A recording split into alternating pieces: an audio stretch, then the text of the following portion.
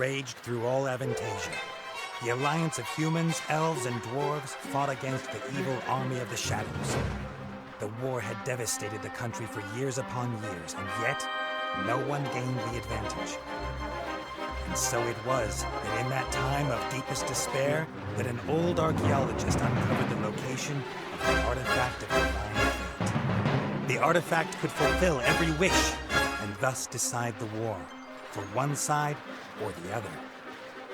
Led by Warlock Munkus, son of Archwitch Mortroga, the Shadows hunted for the artifact.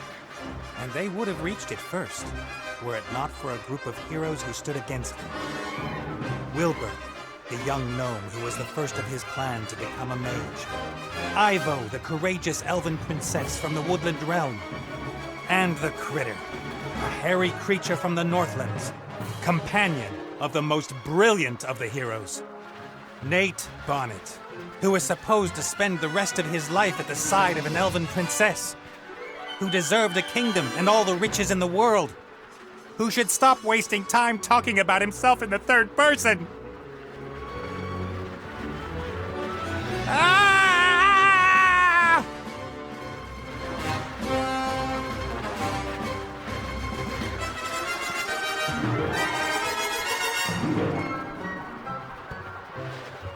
Good, good. This is good. Although the ground is still getting closer.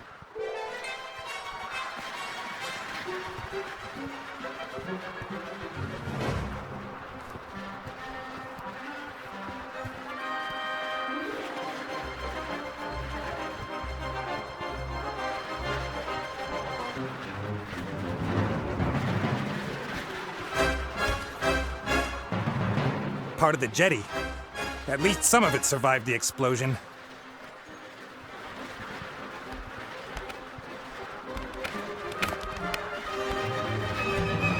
If I'm lucky, this will go all the way up to the island. But somehow I really doubt it will.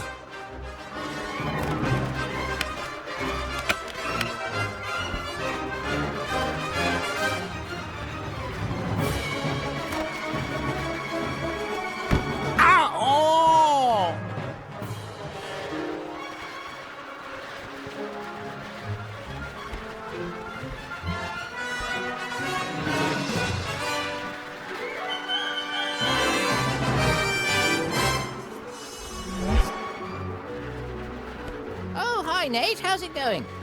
Good. For now. Could it be that your spell didn't quite work out the way you planned? I did tell you there were certain risks involved. Risks? What risks? Now, djinn magic is a complicated affair. It's difficult to get the dose right, and when one hasn't done magic for a while, things can go a little bit wrong. Like you killing me, for example? Not intentionally. No big thing. So, now that we have a little time to kill, why don't you tell me a little something about yourself? Oh, right. Well, yes, I came into this world in an oasis in the Umzu Desert, and at that time, I was... Are you out of your ever-loving mind? Definitely not the time to reminisce. Then why did you ask? I could use some help here, Benny. Well, you did see what happened last time I cast a spell. Time to make up for it, then. Now shake a leg. Oh, I don't know. I might just end up making everything worse. Let me see. I'm accompanying tons of boulders in a plummet to certain painful death. My death. So just how do you think you could make things any worse? Worse? I could set the air on fire, or it could start smelling very bad.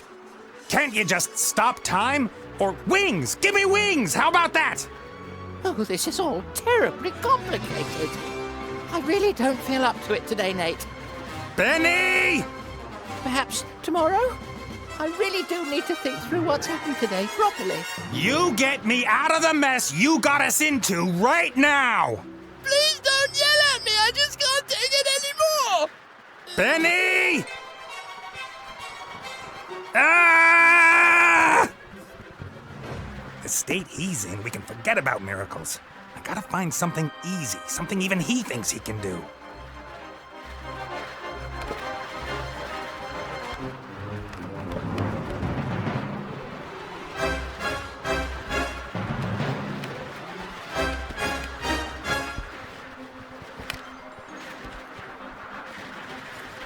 A flying carpet! Is that too much to ask? I'm not talking to you. Why, you... I'm sorry I criticized your work, Benny. And? And that I shook your lamp. And everything else. You meant well. Well, all right then. I forgive you. What can I do for you? Carpet! A flying carpet. Shouldn't be too hard. Should I really dare? Am I really up to it?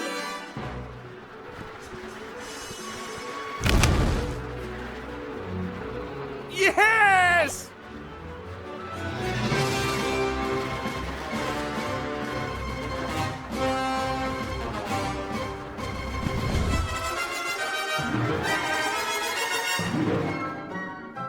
What the heck? What happened here? No!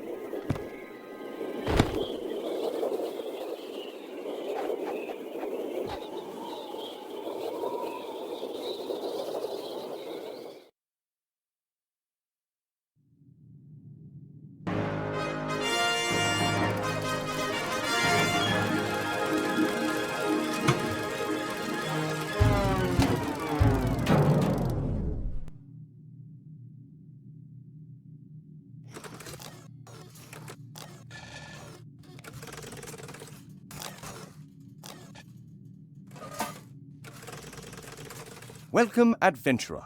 I am the tutorial, guardian of gameplay, explainer of controls. To move a character, just click anywhere in the scene, wherever your heart desires. Well done.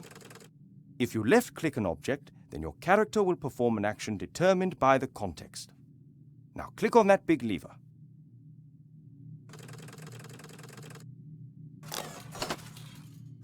The robot has used the lever, as this seemed logical to him. Now click the lever with your right mouse button so that the robot looks at it rather than uses it. Excellent. The robot thinks the lever is working. But if that's so, then where is the problem?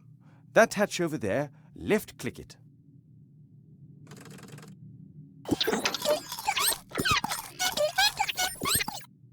The little chap seems to think there are advanced engine mechanics hidden behind there. Perhaps that's where the problem is.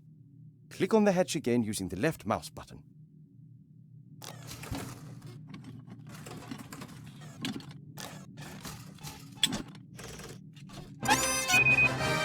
First left click will allow you to look, the second to use. Why? Because after a player character has looked at something, the most logical thing to do next is use it. It's quite simple. Right-click when you want to look at something, left-click in order to do whatever that character thinks is the next most sensible move. Is the machine working again? Left-click on the lever.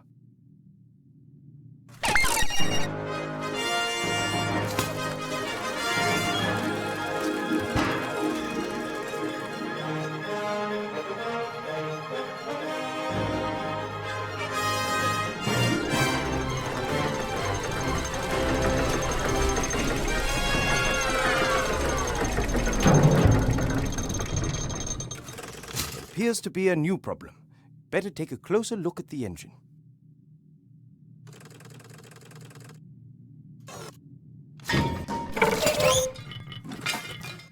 Oops, that wasn't very helpful. Please pick up both gear cogs.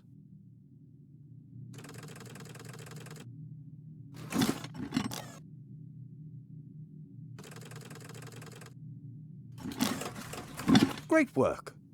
Items you pick up will go into your inventory. To open and close your inventory, left-click the rucksack. To use an inventory item, left-click it and then left-click the object that you want it to be used with. Use one of the gears in your inventory with the engine of the town model.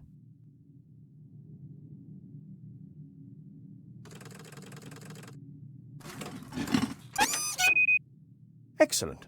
Now how about dealing with the second gear?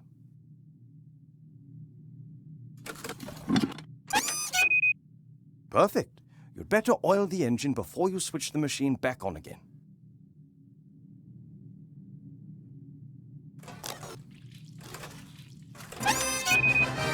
That should do it. Time to crank it up.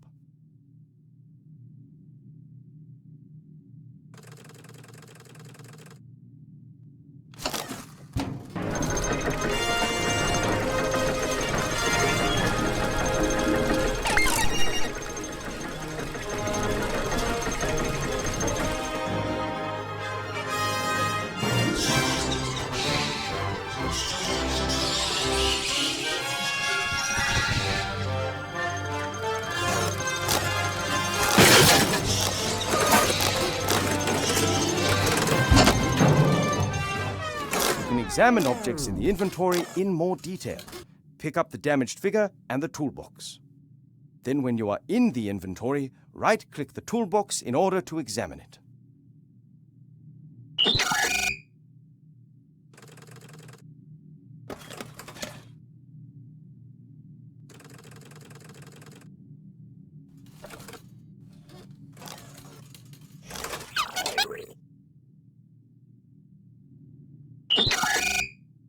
Great!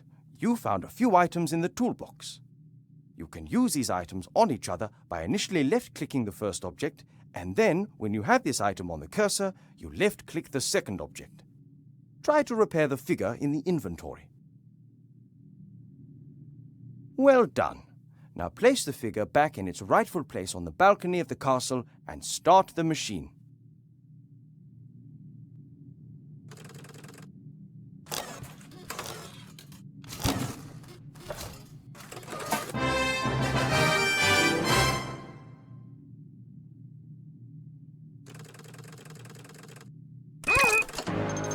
Excellent. Now ready. One last time. If you press the spacebar, all interesting objects in the scene will be displayed. Good luck with your adventures in the book of Unwritten Tales 2.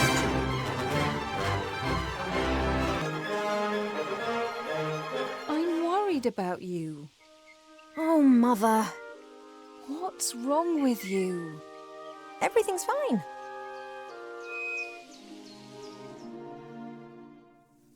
No, you don't look well at all. Positively rotund. It is unseemly for an elf princess to cope with her frustrations by comfort eating. If you carry on like this, you won't fit into your wedding dress. I don't have any intentions of marrying anytime soon. Oh, darling, we've been through that already. Prince Lalilos is going to be arriving next week. You will like him. He's charming and... Look, he sent us a picture of himself and his sister. Which of the two is the sister? The elf nobility, unfortunately, has not got any unshaven Neanderthals to offer. You'll just have to get used to that. I don't have the slightest interest in that person. Not anymore. You are at the heart of the Elf Kingdom, in the castle of your family where you belong. No one here should be sad, tired, or fat.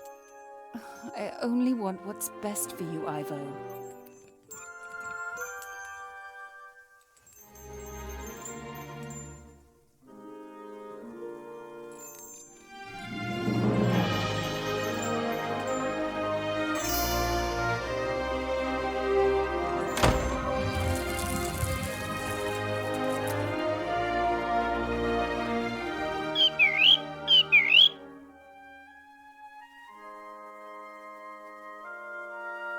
Did you see that? She's locked me in. Yes, only what's best for me. She always says that. Have you seen this prince? A vain river elf who's only interested in topping up his tan. I'm to spend hundreds of years in the company of someone I don't love? Huh, not me. And how? She will try anything and everything. Nothing's more important to her than getting me married off.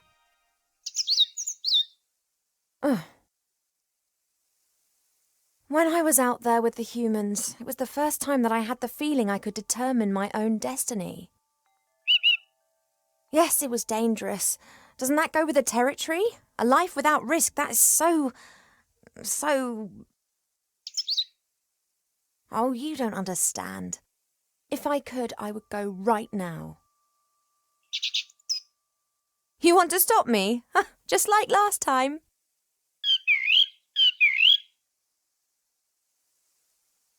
I didn't want to tell Mother, but I've not been feeling too well lately, Cheap. I'd say the same thing, but we elves hardly ever get ill. Yeah, you've got a point there. I spent almost a year in the human world and they have some very strange ideas about personal hygiene. Well, I thought perhaps it's a curse. Oh, no, you won't. I'll take care of it myself. Mother would make a state occasion out of it. I don't know either, but I'm sure there's a medical book down in the library. No, rest is not what I need just now. I'll go down to the library and look up what's wrong with me, completely alone, just like a grown-up elf. I'm not going to be stopped, neither by locked doors nor by you.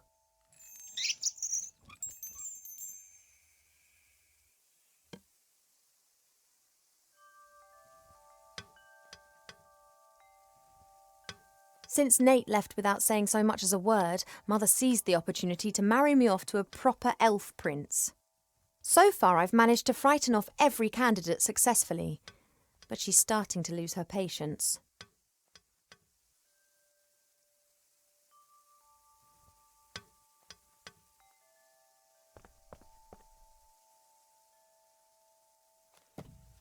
The times when the others were here in the elf burrow, those were the best that I've ever had. The critter could never keep still when I was drawing him. He was always pulling faces and trying to make me laugh.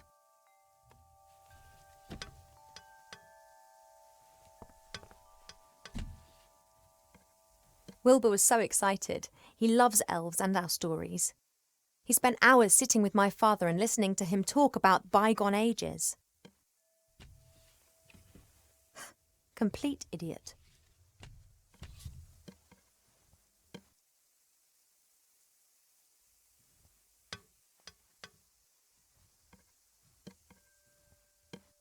I had my birthday during the few weeks that we spent living together here in the elf burrow. That was a big deal for Wilbur.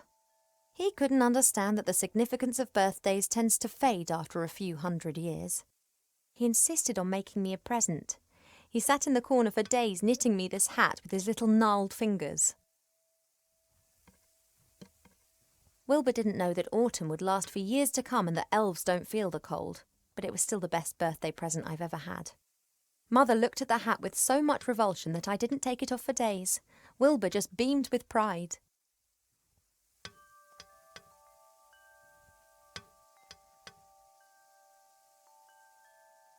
Fresh water from the spring brook, the little stream that rises here in the castle and provides for the whole valley. People come from far and wide to drink it. Normally this bowl is full of fruit and nuts. Presumably Mother has decided I should be without such things whilst I am, as she says, positively rotund. A beautiful red flower. It was only put here a few days ago. Sometimes Mother orders a new plant that looks nice in my room, and then it's replaced and planted in the garden.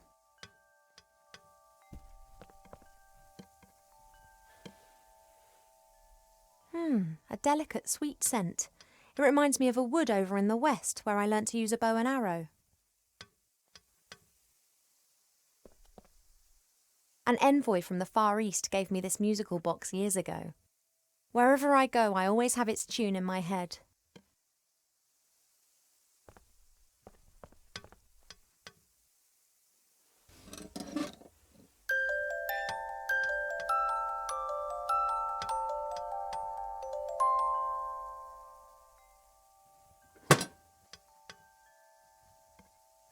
A guard with a spear and shield, and like all elven figures, immaculate. I've been sleeping badly of late, and sometimes I feel tired all day long. I've never been ill, but something isn't right. I hope I'll find the answer in the library. When Nate and the others lived here, Nate often made intimations that were to do with the bed. I don't know why, but I know Mother wasn't happy about it. She moved him to a guarded guest room at the other end of the castle. And Cheep Cheep was ordered never to leave my side.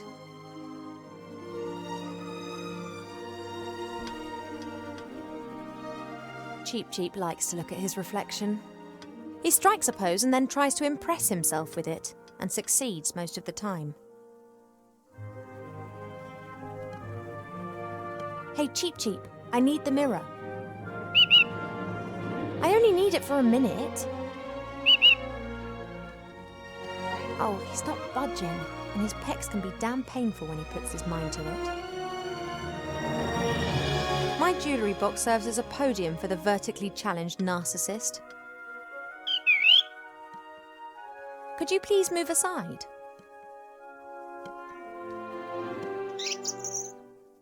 I want to get into my jewellery box. He doesn't listen to me anymore since I almost caused him to be roasted by fireballs, decapitated by swords and eaten by monsters. Mother has permitted him to disregard any of my orders that go against her wishes. His interpretation of this can be liberal.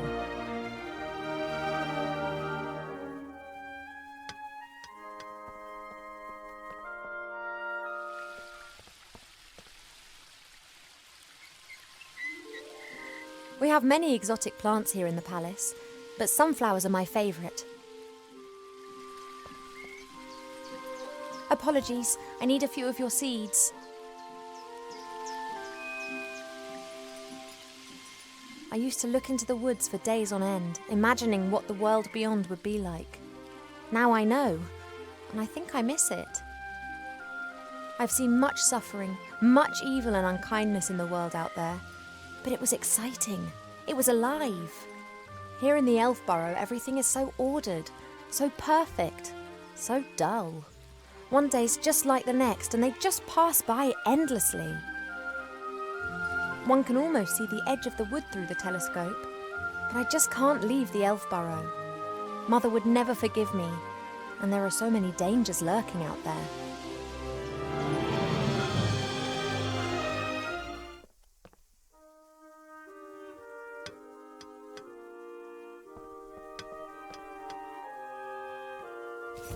Cheep Cheep, would it be possible for you to stop admiring yourself for 2 seconds and move over to stuffing your beak instead?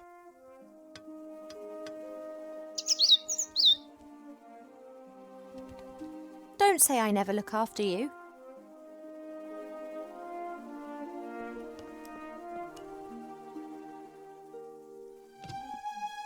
Pearls, precious stones, sparkling earrings and necklaces. All the stuff I have to wear at official functions. If it were up to Mother, I would have trunkfuls of this stuff, and a wing of the castle would be my wardrobe. She just can't understand why Pa and I aren't into this sort of thing.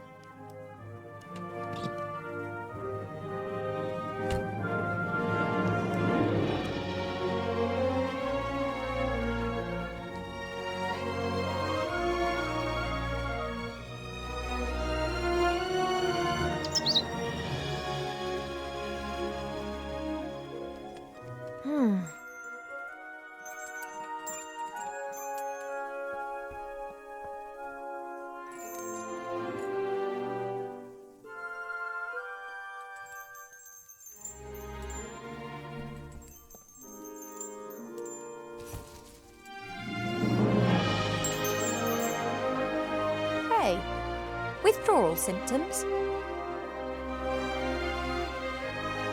I just need the music box a minute. You don't need to turn your head away from your beautiful reflection for 1 second. Come on.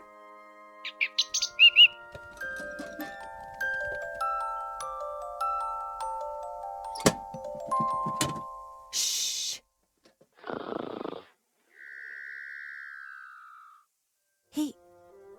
He's gone to sleep. It got dark and he's simply... No matter. I can now enjoy a few moments of peace.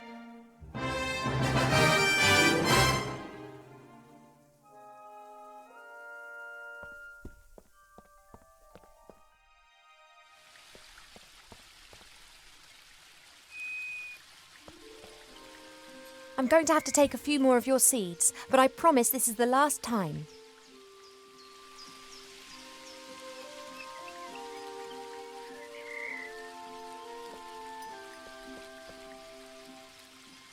Let's go.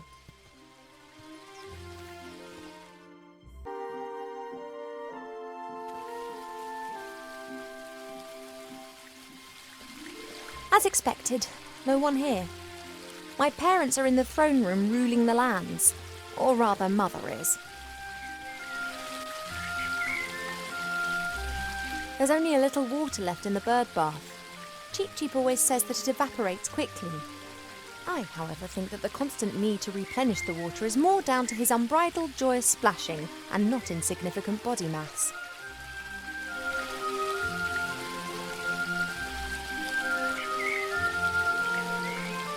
There are reeds and water lilies growing in the pond. Naturally, they were planted there. They don't grow in the wild so high up the mountains. I can't think of any use for a water lily, but a reed could come in handy.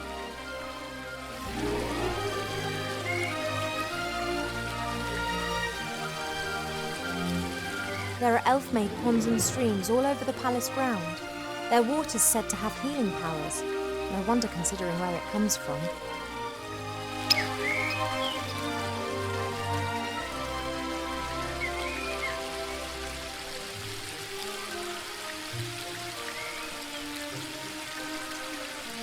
That leads up to the throne room. Mother will be conducting the affairs of state with an iron will, whilst Pa leans against the tree of life, probably sleeping.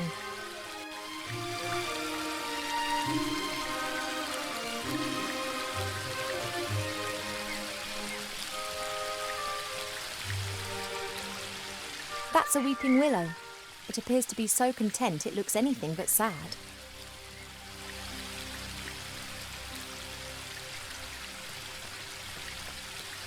A fairly small, unattractive tree. Huh! I'd like to see how attractive you'd look if someone disturbed you on the pot in the morning. You mean... Anyway, what can I do for you, my little beauty? The garden always looks fantastic, Arbor. Thank you. It's a girt load of work. People always think elf gardens are fabulous by their very nature. But you need a mighty good gardener. You have got green fingers.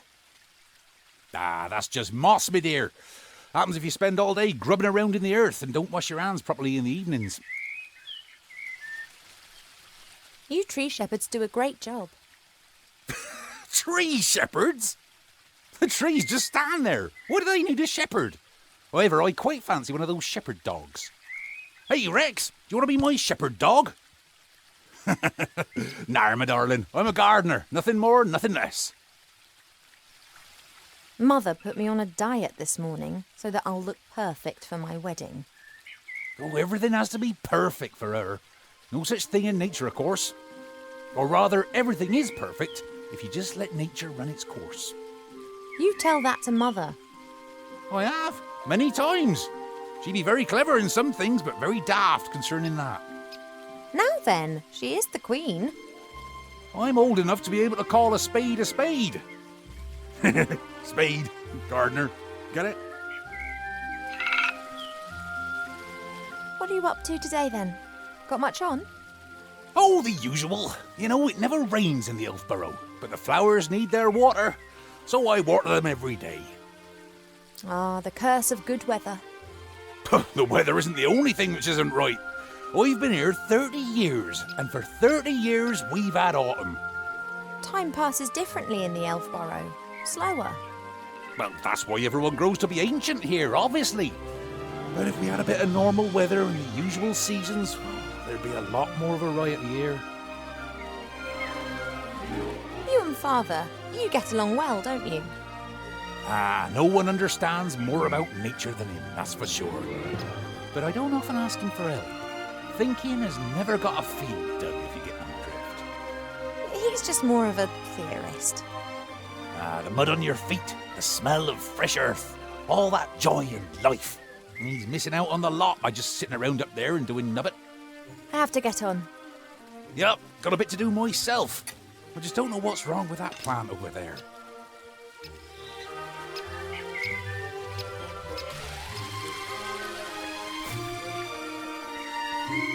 Your mother got a whole heap of flowers given to her the other day from a fairy delegation. All of them took good and strong, just not that one. Perhaps it needs a special type of soil or something. Well, anything's possible. If I don't think of something soon, I'll have to ask your father. He can have a little chat with her and she might tell him what's up. If you're going in, it'd be nice if you didn't tell my mother that you saw me out here. Oh, you playing hooky again? My lips are sealed. It doesn't look very well at all. It's unusual for flowers to hang their heads in this garden. Normally they blossom in our good earth, not to mention the power of Arbor's green fingers.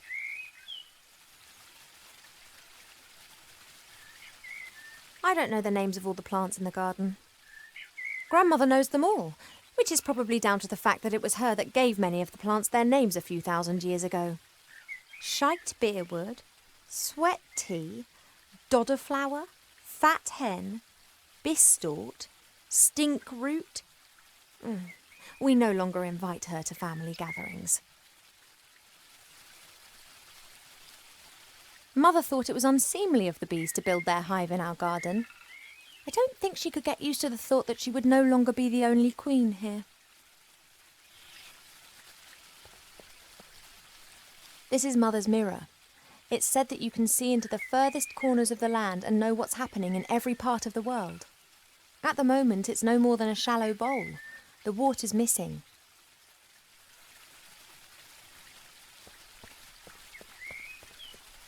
A handy smooth stone, Arbor's sheepdog.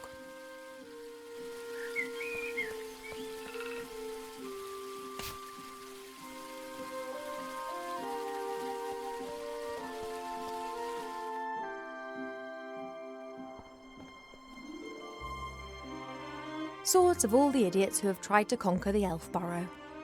It's become less frequent over the last few centuries. Humans and dwarves appear to have learnt their lesson. It's said that a ruler in the north wanted to build himself a throne out of all the swords of conquered enemies. Unfortunately, he died after only conquering one enemy when he refused to heed all the warnings and sat on the throne.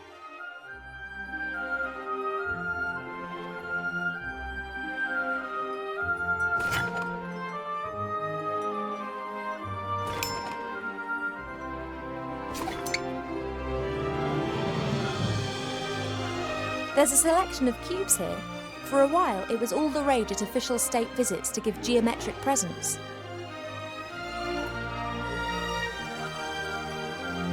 The biggest plant book of Aventasia by Charles Mendel with illustrations by Alexander Bonpland. A standard reference book that Arbor always used to consult every now and then. However, he insists that he now knows it off by heart. Several books about animals, an atlas, a book about humans, actually more of a brochure. And what's this? Fishing for the moderately talented. A great example of the variety of our world's fauna. Some of the ideas Mother Nature has can be quite off the wall. A few years ago, this dragon was causing a whole lot of grief. A bounty was put on its head, and all heroes of the land were encouraged to hunt it down. 40 brave warriors penetrated its lair and slew it. They brought the head to the palace where it was displayed in triumph. The strange thing was that a bit later more adventurers came carrying an identical head. Then more and more heroes arrived.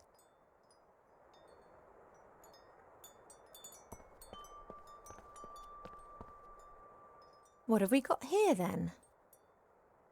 Aha! Ah! Almanac of Elf Medicine. That's what I've been looking for. Ow! Be careful, if you please. A speaking book? An ill elf? Ill elf? So I look ill. What's wrong with me? Take it easy, young one thing at a time. Young one, I'm older than you. And you look it too. I do? No, of course not, and I can also see no illness. But the mere fact that I've been fished out from the back of the shelf for the first time in centuries tells me that something is wrong. I haven't been feeling too well recently. I'm sleeping badly and have no appetite. I know that elves are very seldom ill, but if it's not that, then it must be some kind of magic or curse. Seldom ill does not actually mean never ill. Elves can, for instance, suffer from a broken heart. Oh, please. It is one of the most common causes of death amongst beautiful princesses. Oh, it must be something else. Sensitive elves can sometimes suffer from the pains of the world. There are a variety of ear infections, and of course it could also be lupus. But I think it is something else. Like what? To be completely certain, you must mix a potion and drink it. Are you serious? Very. Are you actually qualified to make a diagnosis? And why can you talk? I am a magical medicine book. That actually serves as an answer to both of your questions. I've never encountered a talking book before. Of course not. I am the only talking book here. That's the problem. In the magical library in Seastone, all books can talk. Things really get cooking there, believe me. You were probably given to us by someone from Seastone, right? Right. I was a complete idiot and actually volunteered. As I am a book about elf medicine, I didn't get much to do in Seastone. I thought to myself, hey, this is your chance to get some practical experience. Wrong. Yeah, we elves don't get ill much. And more than that, you don't actually have much time for books. This is the center of the Elven Kingdom, and just look at how paltry this library is. We don't have much use for books. We sing songs about times past, and many of us were there at the time. Then that's probably also the reason why so many elves stand around in white. What do you mean? Allow me to elucidate. Over the years, the songs you elves sing will be changed and adapted, a little here, a little there. This editorial process is nothing more than refined elvish propaganda, presenting them as intelligent and morally impeccable. And who can prove otherwise? There are no other witnesses and there are no books. I demand to know this instant what sort of illness I have. Sometimes it's better not to know. I can take it. A placebo only works when one doesn't know that it is a placebo. Make the potion and then come back and drink it. Then we'll be sure. And if it's lupus? Have you been bitten by a wolf of late? No. Then it can't be lupus. No, I'm pretty sure it's something else. Now, that potion, drink it, and then I can tell you more. All right, this potion, what goes in it? It is very easy to make. You need to pound together the green fruit of a metis bush, a spoonful of honey and a red herring, and then mix with water into a viscous potion. Oh, that sounds revolting. It's medicine. It isn't supposed to taste nice. And if I drink it, I'll be well again? We will then at least know what is wrong with you. This metis bush, where can I find one? Haven't a clue. I'm just a book and have spent years sandwiched between dusty hymnals and a tome of revolting recipes. A red herring? Are you serious? Of course, why not? Red herrings are known all over the land as particularly useful fish. Their uses in the areas of medicine, cuisine, and literature are too numerous to mention. All right, so I've got a red herring. Thank you. I think that's all for now. Normally, it's me that ends patient consultations. You are only a princess, but I am a doctor.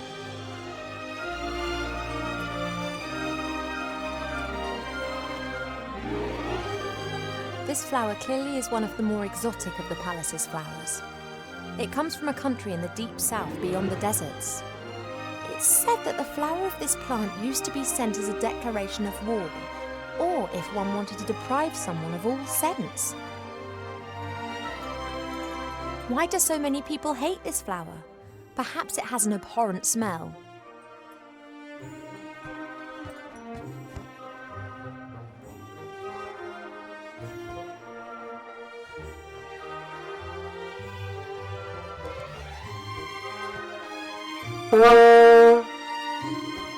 Now that explains why this flower is classified as a weapon in 24 countries.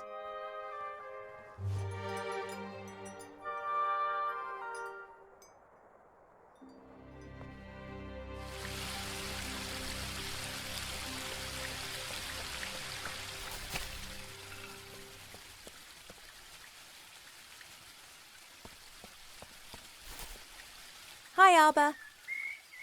Oh, Ivo!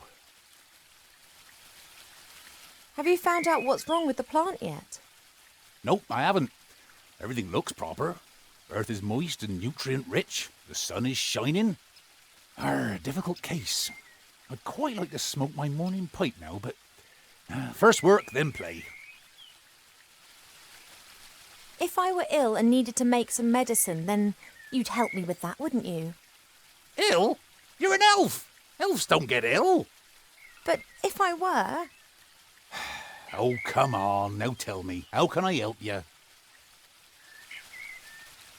Do we have a metis bush in the garden here? That bush over yonder. But that fruit's red. And what colour do you expect, then?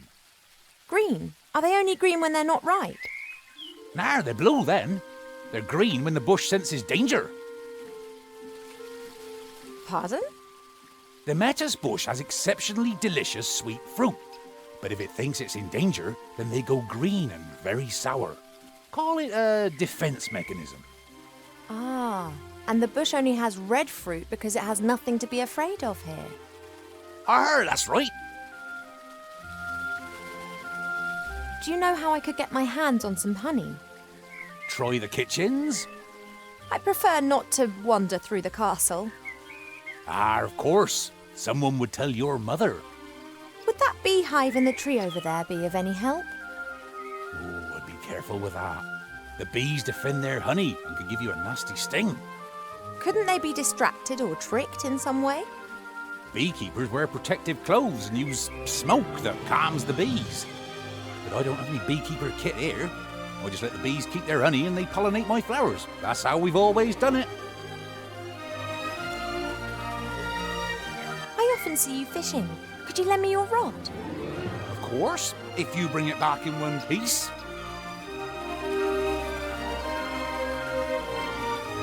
What's up? I was convinced that I would have to make my own fishing rod or that you'd ask me to collect a variety of mystical items in exchange for it. Why? It's only a rod. Thanks. Not everything needs to be complicated, you know. There's something else. See you later, Arbor. See ya!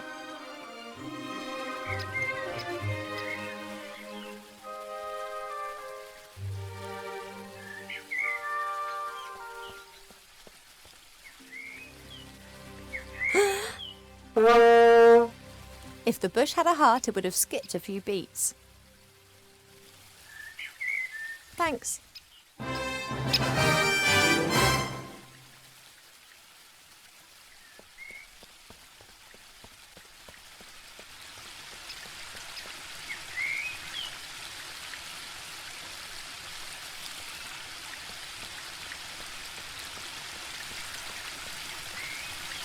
I don't have a clue about fishing, but I'll try my luck.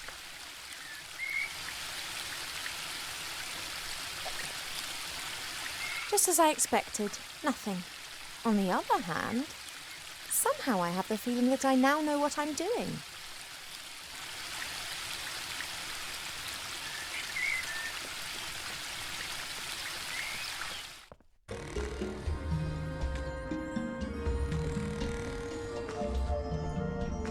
Perhaps I can help Arbor solve the problem with that flower. Let's take a look.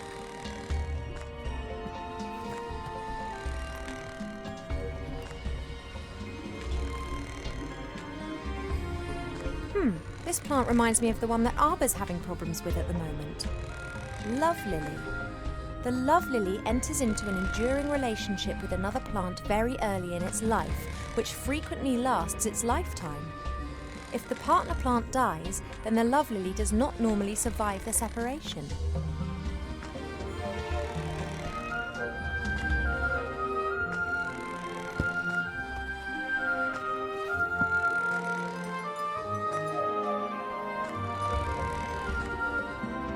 Perhaps there are a few practical hints and tips in the fishing book.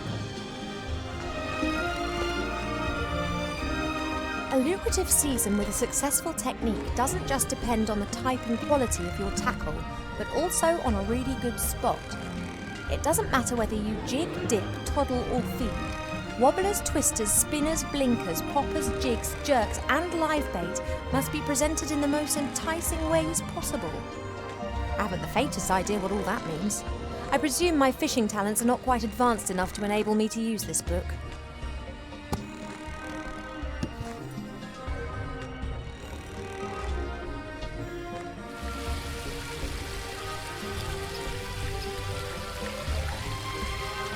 I really shouldn't.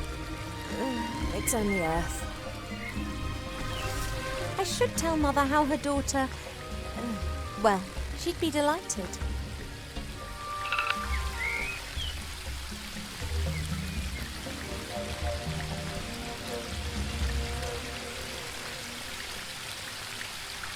I guess that I can just practice until I'm good enough.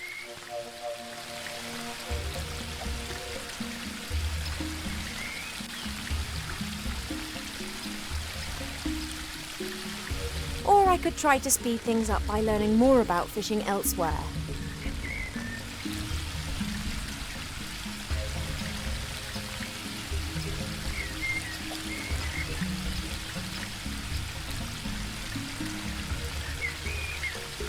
Oh.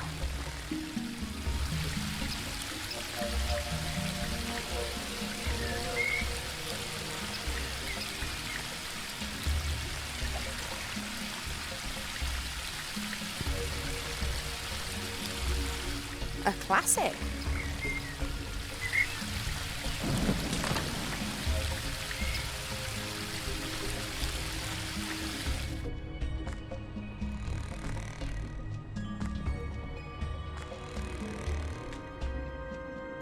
Perhaps I have enough knowledge to now understand the book.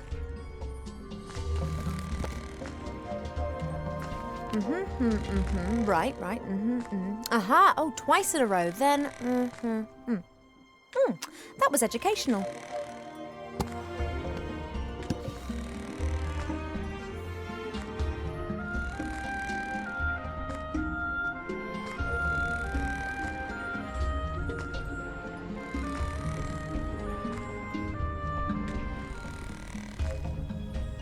The door can be opened easily from the outside.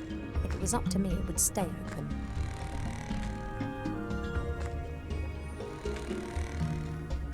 This flower was given to us by the fairies, just like the love lily down in the garden. I bet they belong together.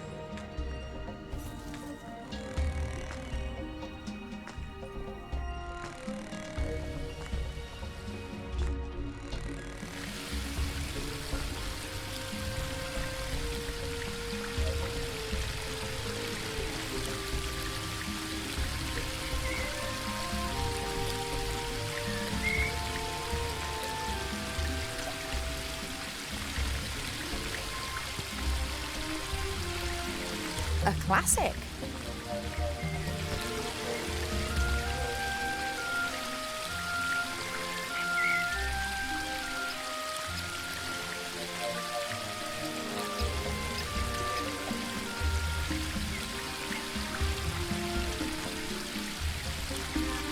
Nothing.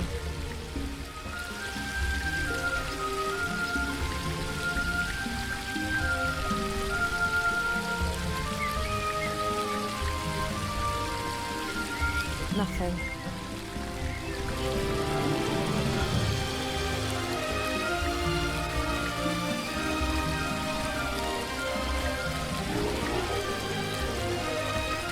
A classic.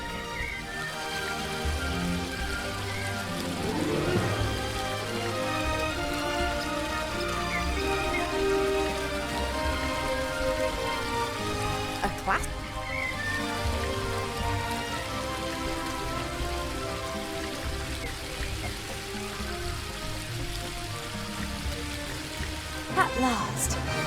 Now I can take the red herring off my list.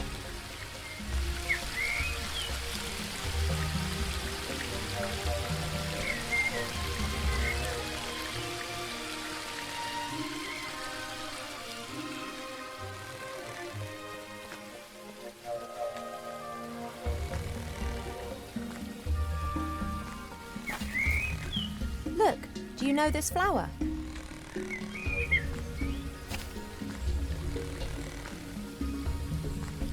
Ha ha ha! You did well, girl. It would appear so. You snivelling, girl? You all right? No. Yes? I don't know. Well then, I think I've earned myself a little rest now.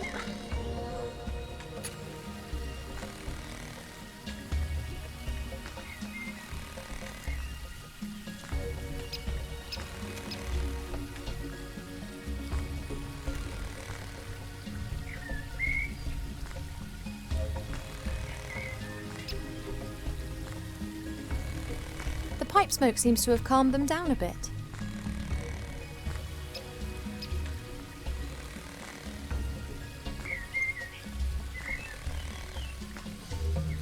The smoke from Arbor's pipe seems to be calming the bees. This is my chance. Hey now, you all right there? Sorry, had to do it.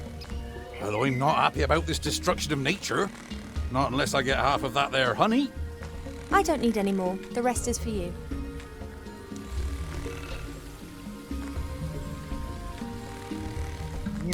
Oh, that'd be good stuff. But that's enough. The bees need a bit too.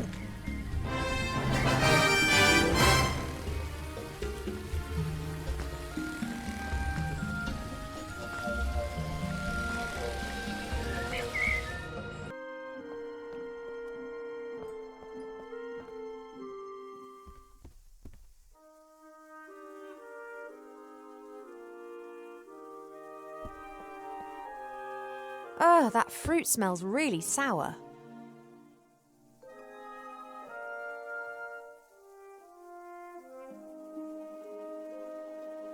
About 1 spoon of honey. Thanks for the sacrifice, little fish. Water's the easiest ingredient to find. We have copious amounts of it here.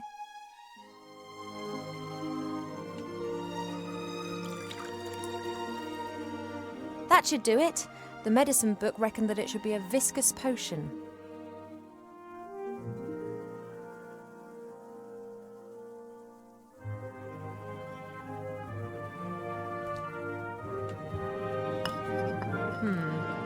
I'm pretty sure that there's never been anything so utterly revolting concocted in the Elf Burrow ever. Oh, I hope this is some kind of joke.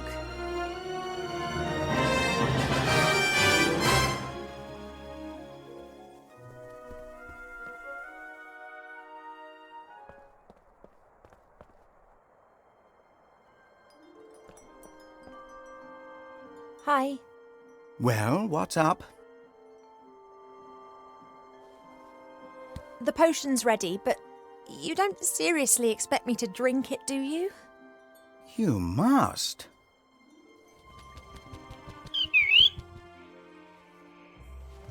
Cheap, I'm so... Yes, I know, but...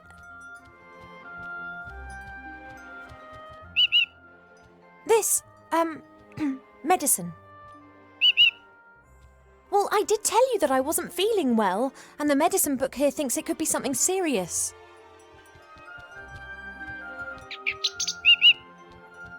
She has to drink it, the sour metis fruit, sweet honey and salty fish. That should give us an answer.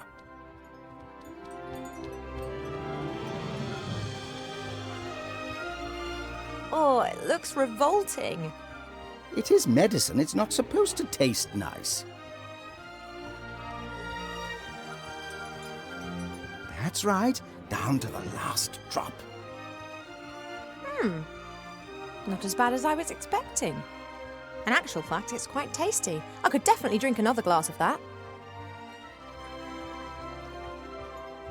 Congratulations, Ivo. You are pregnant.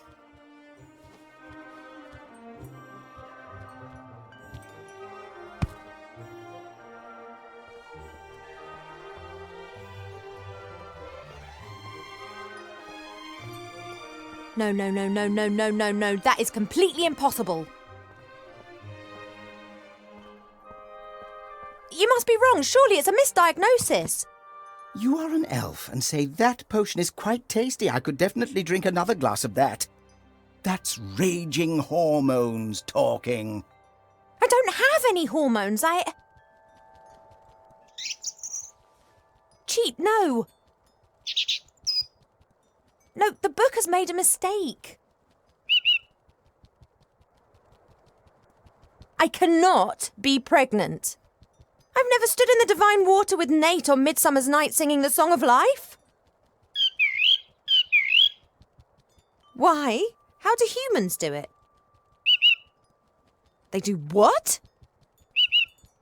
Elves and humans can have children together, but it's not possible without sex. You see? We never had sex. At least not to my knowledge. But the diagnosis is crystal clear. Let's just pretend that I am pregnant. There must be some explanation, rational or otherwise. If we discount the possibility that the child was conceived by natural means, which would certainly appear to be the case here, then that leaves us with just the unconventional conception methods. Did you, perhaps, make some kind of pact with a goblin regarding the child? Child in exchange for gold or a kingdom, for example? No. Has a god in the guise of a bull appeared to you in your dreams? Any angels been having a word with you? No. Have any stars fallen from the heavens recently? No, not that I'm aware of. Then that just leaves magic, or a curse. But unfortunately, that is not my area of expertise. I wish it was so cheap, but my feeling is that the book is right. I am pregnant. One thing's certain, Mother must never find out about this. I don't know either. Do you think that my tummy will start to show? Oh. I'm not sure how, and I'm not sure why, but it would appear that I'm pregnant. And as all other possibilities have been eliminated, then it must be a curse that's responsible. That is fantastic! No, of course I didn't mean it like that. But just think. Me. Cursed. That sounds like an adventure. Totally obvious what we need to do now. We ask Archmage Alistair. He's the wisest magician in the realm of man, and he's a friend. He'll be able to tell us what it means. Oh, no, you don't. You remember who was meant to be looking after me so that nothing happens to me, don't you?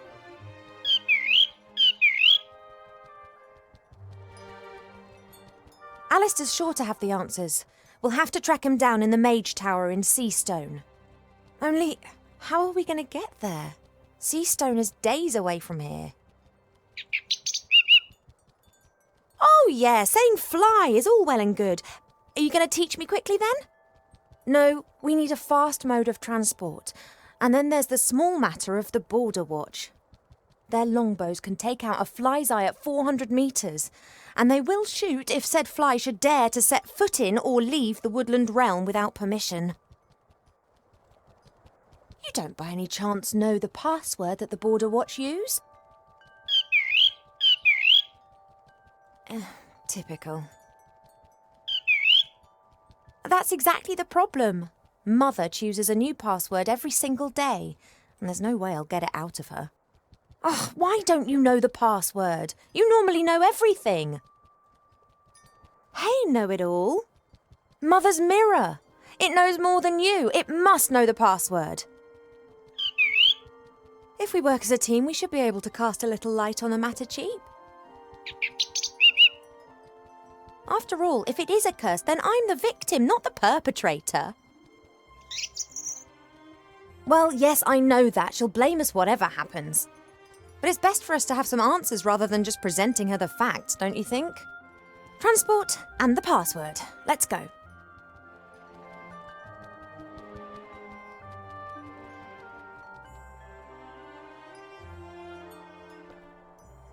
Hi. Well, what's up?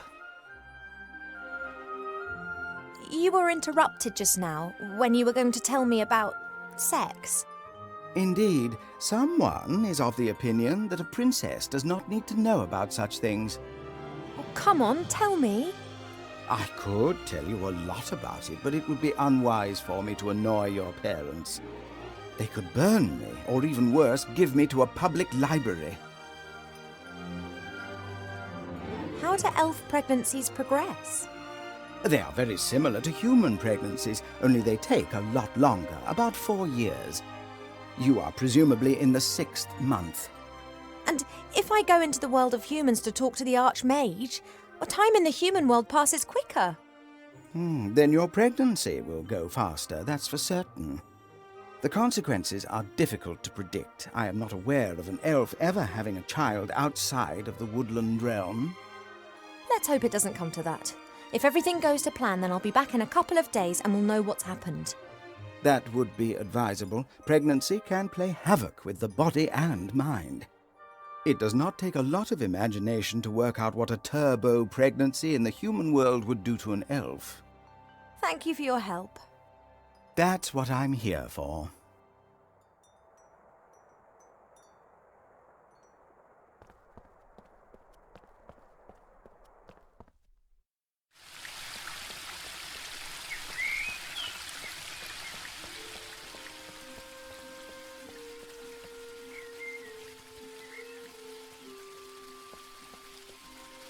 You're having a good time, I see. What can I do for you? I just need to borrow your spade a moment. Is that okay? Of course. Absence makes the heart grow fonder. You shouldn't smoke. Why not? It's not healthy. No lungs, no problems. Don't you think it's a bit weird and warped to smoke yourself? Yeah, I know. I'm terrible.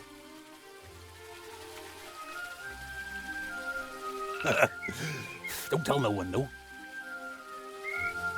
Arbor, I'm going to have to leave the elf burrow for a few days. Your mother giving you permission?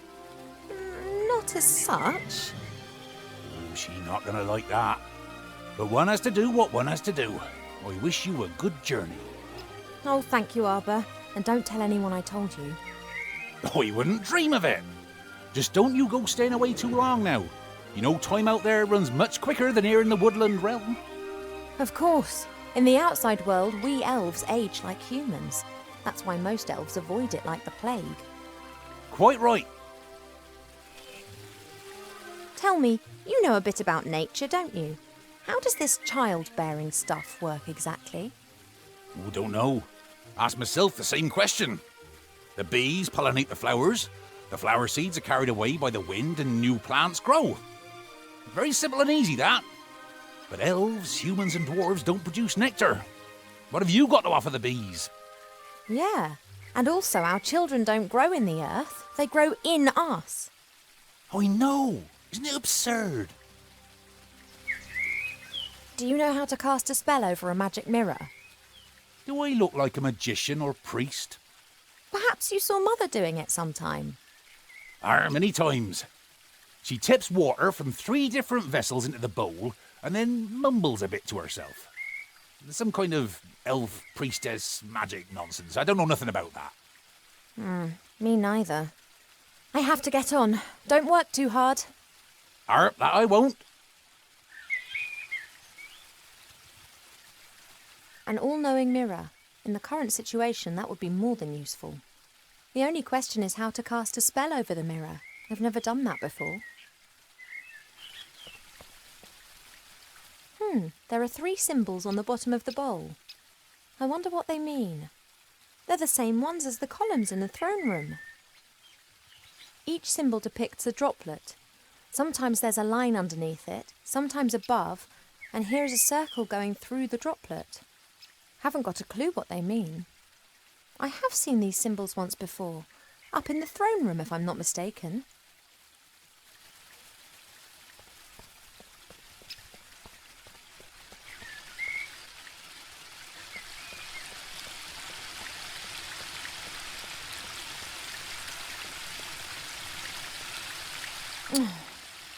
Nothing for it. Have to talk to Pa.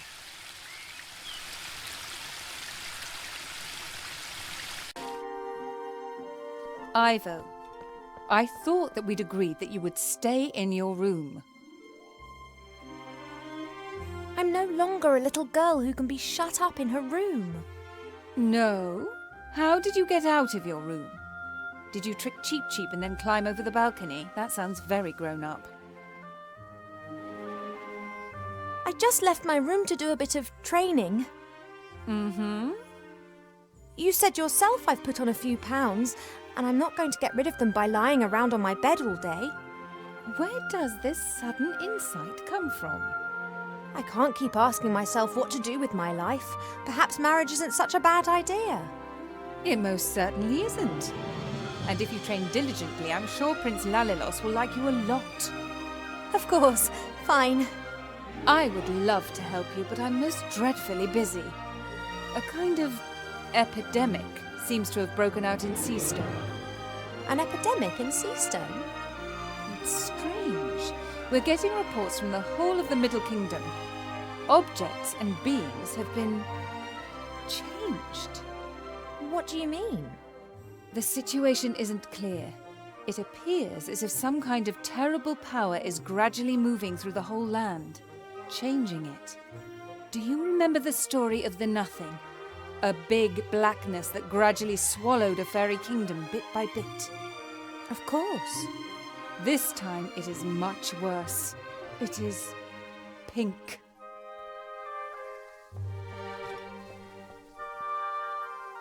An epidemic in Seastone.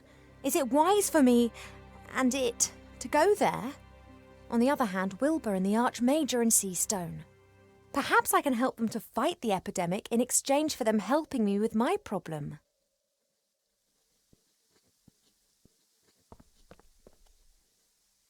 Only priestesses are allowed to get water from the well. Up to now, my mother hasn't tried to make me into a priestess. If I'm lucky, she never will. This symbol's on the bottom of the mirror bowl in the garden. No idea what it means. That's Mother's area of expertise. I can blame Mother for a lot of things, but not laziness. On the contrary, she does the same work as 3 people put together, because she doesn't trust anyone to do it as well.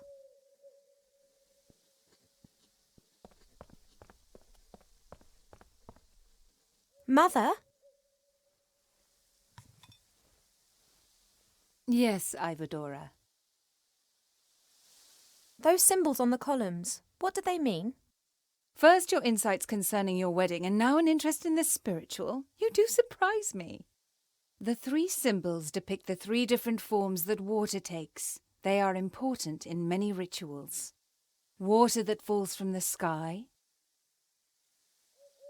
Water that springs from the earth. And water that is bathed by moonlight. Oh.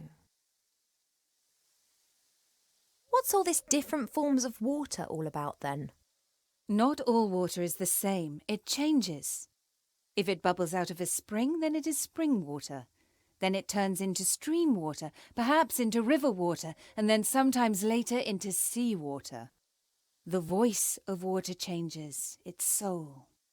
And if different forms of water are mixed together... Then you can create water with powerful magical properties. But it's not as easy as you might imagine. Water is constantly changing its form. Rain is water from the sky, but as soon as it lands in a puddle, then it becomes common puddle water. Do you really think that I look fat? You aren't really fat, my darling, but you aren't perfect either. Do I have to be perfect? No one is perfect, but that doesn't stop us striving for it. Once you are happy with yourself, then you become overindulgent. Dissatisfaction can take you far, my darling. Why do you want me to marry this particular prince? Because I think that will be best for you. And if I don't like him? Then you will learn to love him. Why can't I fall in love first and then marry? And what happens if you don't fall in love? You won't ever marry then?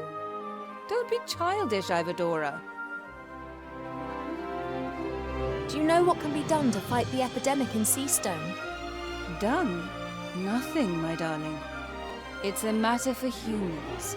We will only observe.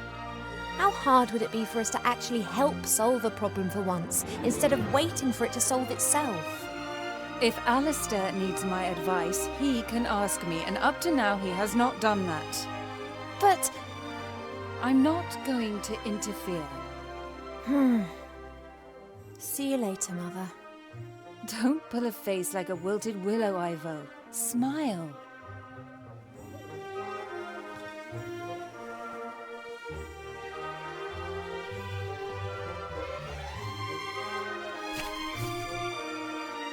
Pa doesn't like getting up early. He always says he needs lots of sleep, but he's never said why.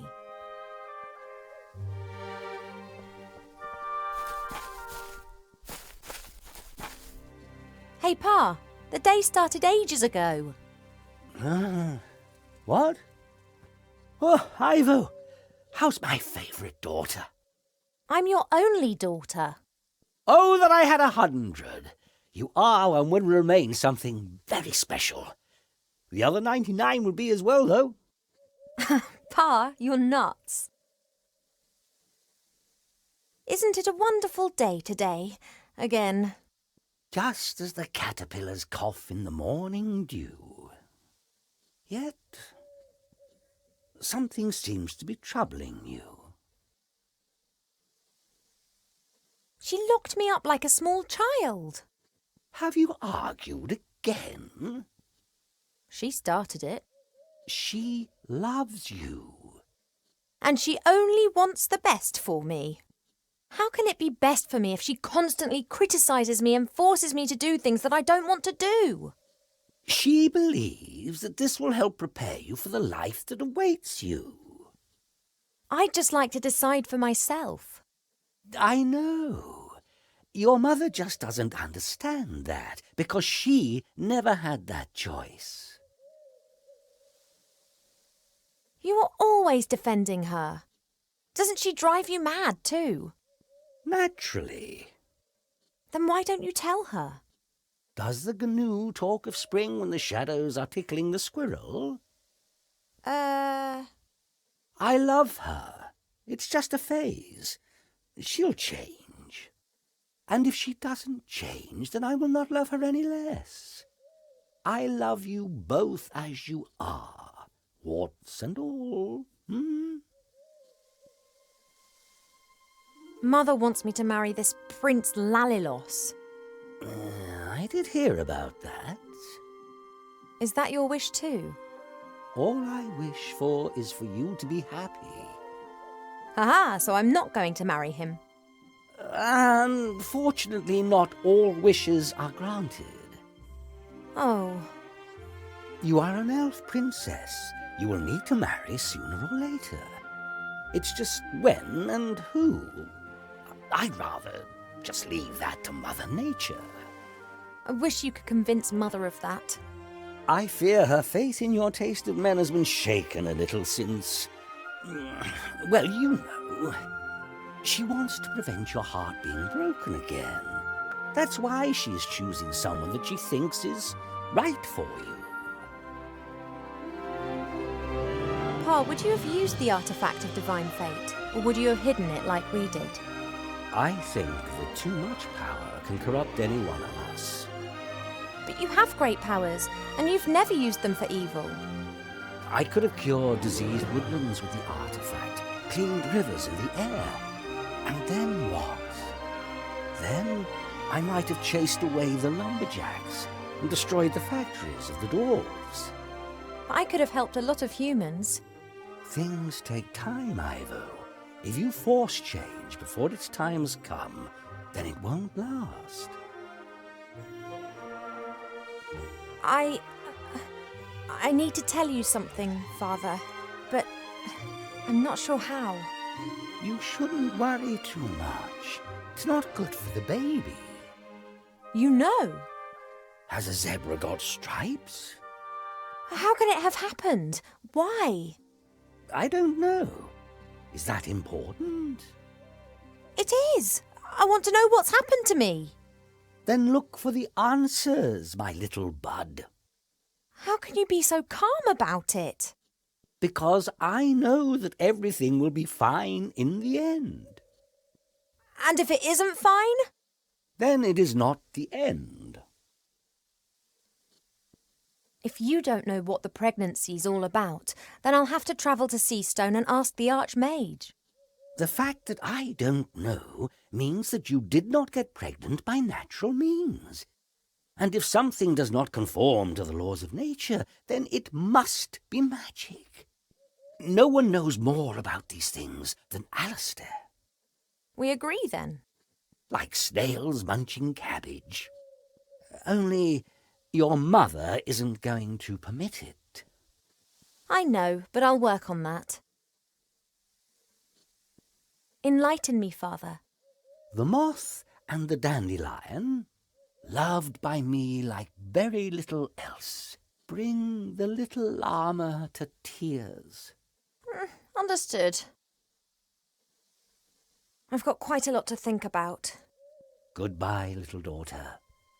See you later, Father.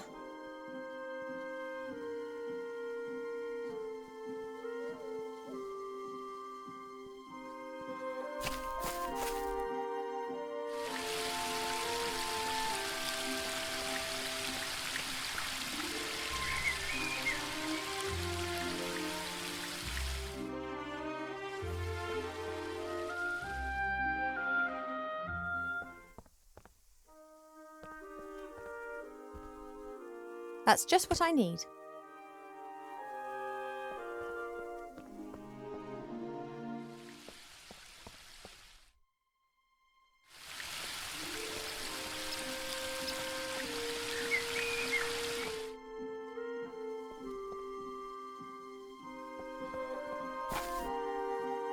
If that isn't water bathed by moonshine, then I don't know what is.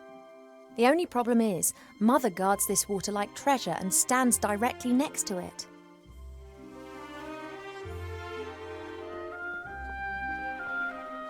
Mother? Yes, Ivadora. When you married Father, how long had you known each other? Just a few days. I fell in love with him instantly. He was the wisest and most handsome elf that I had ever met. And if you hadn't loved him, or if perhaps you hadn't even liked him? Then I would have married him anyway. It is the duty of the princess to secure royal succession. Whether she wants it or not? You didn't want to go to school either. Today you can play music, paint, speak a dozen different languages and have realized what a gift education is. Please. Just trust me. Sometimes only parents know what's best. That stuff in the moonwell, that's water bathed by moonlight, isn't it? Of course it is, my darling. Could I take some of it? It is holy water. We only use it for special occasions. What do you need it for? I need it for a potion. It's one of the most important ingredients. Really? What sort of potion? Well, the moon waters are particularly pure and clean water. I thought that it could form the basis of a beauty potion. It is true that this water is purported to have healing powers. I didn't want to trouble you with this, but then I thought, if I'm meant to be looking my best for the prince, then such a potion wouldn't do any harm. Oh, absolutely. Do you have a vessel? May the Moonwell water give you the help you need to become more beautiful, just as it has always helped me.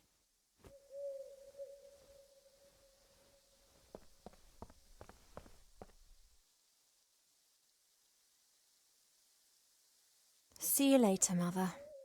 Don't pull a face like a wilted willow, Ivo. Smile.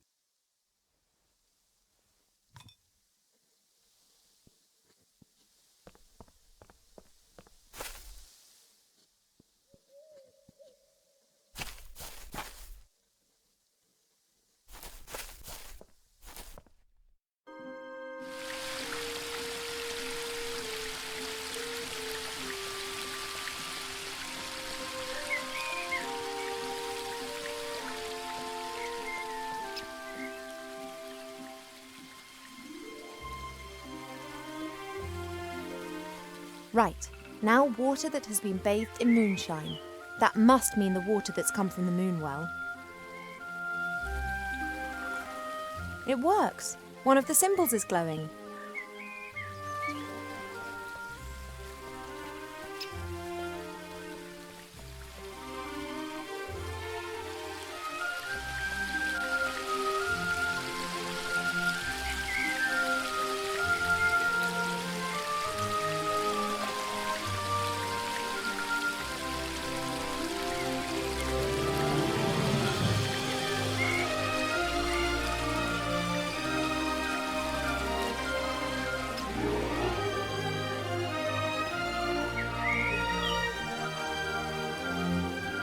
Water from the waterfall. One could also say water that has fallen from the sky. Aha! That's got the second symbol to glow.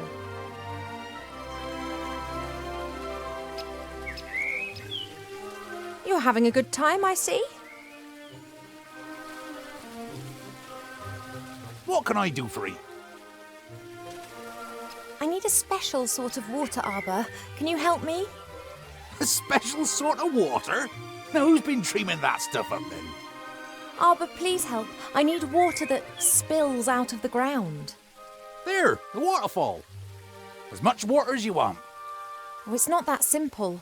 That water's changed. I need water directly out of the earth. You elves always like to make things complicated, don't you? You got a container?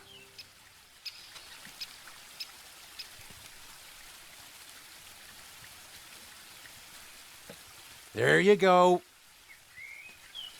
And don't start telling me that this is some kind of snot water or the like. This be tip-top quality groundwater. Should work. Thank you.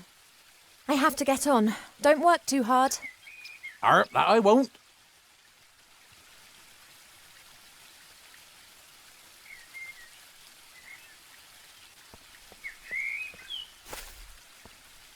Let's hope that Arbor's donation of water that spills from the earth will work. It hasn't really spilled from the earth, but it is groundwater, and it's never seen the sun. Now all the symbols are glowing. Hello? Are you there? I'm always there. I cast a spell over you single-handedly, with no help. You had help, you just didn't realise it. No, I did it by myself. I'm the all-knowing seer. I'm telling you, you are wrong. Are you really all-knowing? No, but it sounds better than I am the seer who saw more than any other being in the world and yet didn't see all. I did summon you, but I don't really know anything about you. Do you live in the water, or are you the water? No, the water is just a reflective surface. I live on the other side of the mirrors. I see what happens in front of mirrors. To you, they are simple reflections. To me, they are the window through which I view your world. Okay. So you live on the other side of all mirrors. Does that include the one in my bedroom? I can look through any reflective surface. I see all. You do close your eyes, when it's the decent thing to do, right? I see all. Yes, understood. But if someone's undressing in front of their mirror or doing embarrassing things that no one else should see, you do look away, right? I can see into the furthest reaches of the world. I see the good and the bad, the beautiful and the abominable. You saw me giving an imaginary harp concert in front of my mirror. I count that amongst the abominable. And Mother and others summon you to ask your advice. I wouldn't exactly describe it as asking. They know how to reach me via one of the mirrors. They want me to give them information, and if I don't answer, they just stand there and stare at me. So you help them? That is the question, is it not? Do I have an interest in supporting either one or the other side, or would I rather watch a catastrophe unfold? So you'd pour oil onto the fire just because you want to watch the flames? I could, but mostly I restrict myself to watching. I love to see how things develop. I can't abide when things come to a standstill. That's when I'm always tempted to give someone a shove in the right direction. There's talk of an epidemic in Seastone which is spreading. Do you know anything about it? It is not an epidemic. Well, what is it then? It's something that you get involved with. Can you see into the future? Stories repeat themselves. Other places, other participants, but the course remains the same. Good fights evil. Why am I pregnant? You are pregnant? Should you not know that? You being the nearly all-knowing oracle. I didn't see that. When did you get pregnant? I'm asking you. Stupid romance. A woodland glade, a bed in the cornfield, not a mirror in sight. Couldn't you and Nate have done that somewhere else? Done what? Oh, yes. Nothing at all, Princess. I need today's password for the Woodland Realm Border Watch. Do you know it? Of course. Your mother told the commander of the guards when she was standing next to the mirror surface of the moon well. Can I have it? Absolutely. I want to see how this develops. And there are quite a few surprises awaiting you in Seastone. Which, of course, you're not going to tell me about. They wouldn't be surprises if I told you about them. By any chance, is the password melon? How do you know that? Stories repeat themselves. Do you not know that? Thanks for that unsettling conversation. I have to go. Yes, you must. But we will see each other again soon. You mean to say you will see me and follow my every move? Yes, but I didn't mean that. You will seek me out before this story ends. Really? Yes, you will want to help a friend in need and won't know how to. That's when you will seek and find me. Where will I find you? In a flying town, in a house with no corners. Till then, Princess Ivo of the Woodland Realm. But, oh...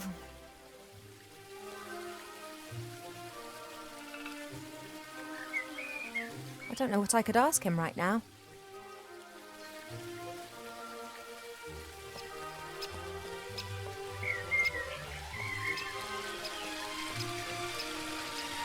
There appears to be an amazing collection of stuff accumulated in the little pond. I wonder if there's anything there that could prove useful.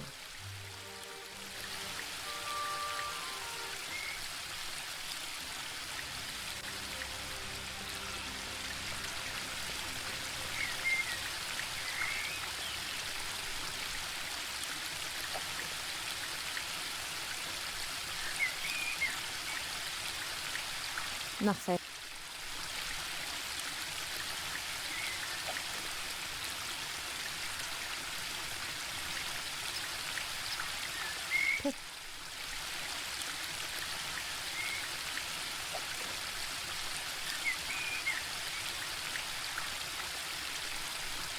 Oh.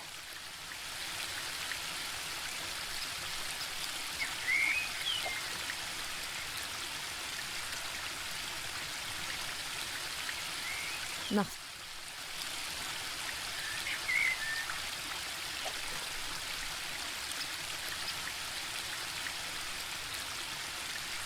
Oh.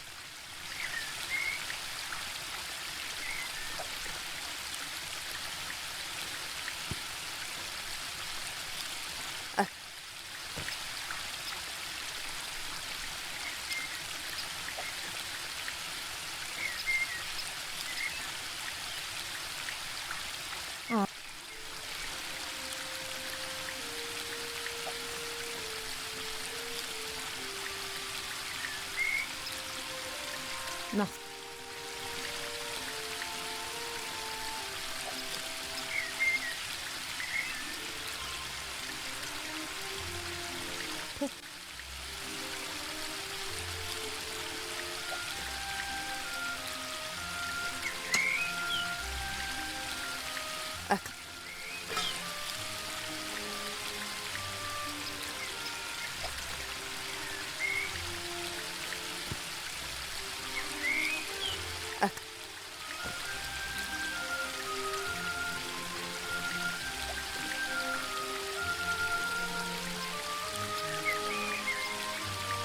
No.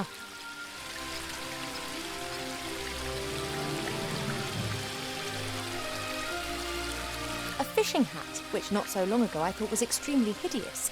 But now, I am the master of all rods, the ruler of the river and the goddess of the water! And what's more, I'm looking good. That's me and fishing done. I've reached my peak.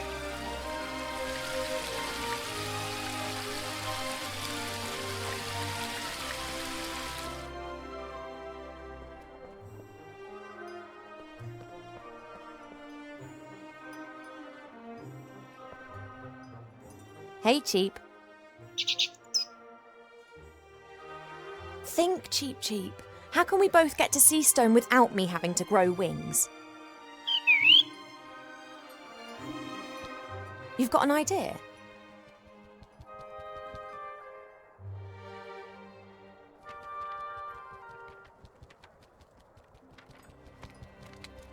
A flight magazine?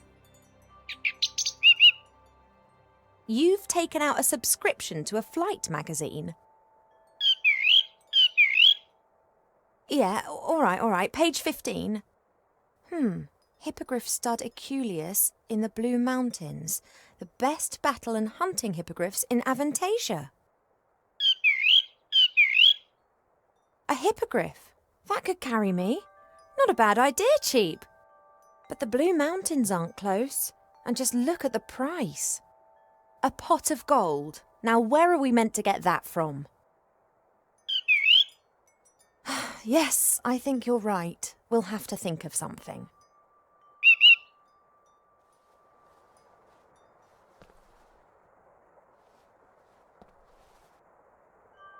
Do you think I could play the princess card and ask the stud to loan us a hippogriff? That'd cost a lot less than a pot of gold. Yeah, you're right. They'd blab to everyone. Bad idea if I want to travel incognito. I'm really sorry about that business with the musical box, Cheap, but I had to find out what was wrong with me. Are we friends again? Good. Sometimes I wish I'd kept the artifact of divine fate. Well, an object that would make every wish come true. It'd be very handy right now. Yes, I know, too much power for one person. That's why Archmage Alistair and I made arrangements. This sex that you spoke about, what is it and why should I not have it? I know that I'm an elf princess. That's exactly the reason I should have something like this. Perhaps even two. Oh, I will find out what you're trying to hide from me. I've got sunflower seeds. Want one? I can imagine the whole experience has made you hungry. We will get through this together, right?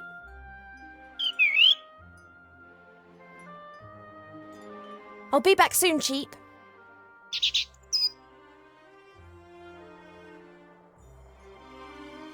Goldsmithing, masonry, and a book about carpentry. Like all books in this library, it's a guest present. The logic behind this must be, those elves, they have so many beautiful statues and items of wood. They'll be really interested in this. Why don't we present them with a book about it?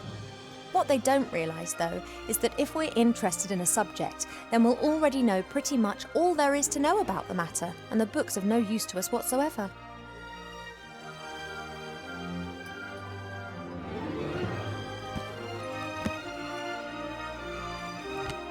Working with wood. There's a master whittler down in the valley. I've enjoyed watching him in the past. He carves animal figures so real that humans and dwarfs believe that they are actually animals turned into wood. This one's more about interiors, making furniture and the like. Plane the wood down by a pixie's thumb and saw the board into 2 equal length pieces. Who knows what that might be good for?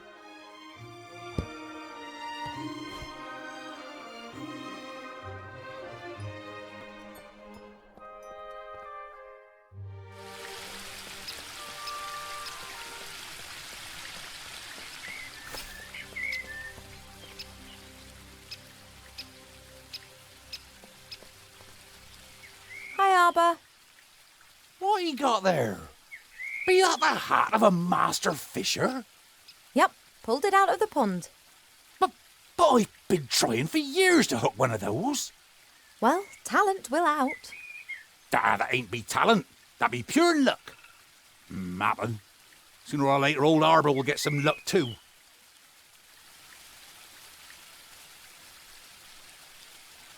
Look, I found this book in the library. Woodcrafts? Why are you showing me that? I thought it might interest you. I don't like horror stories. Horror stories? Wood that has been clamped into a revolving monstrosity to be whittled down layer by layer to the core? What do you call that then? Sorry, never looked at it like that. Branches sawed off, boards nailed together, wood treated with chemicals. Oh, sick stuff.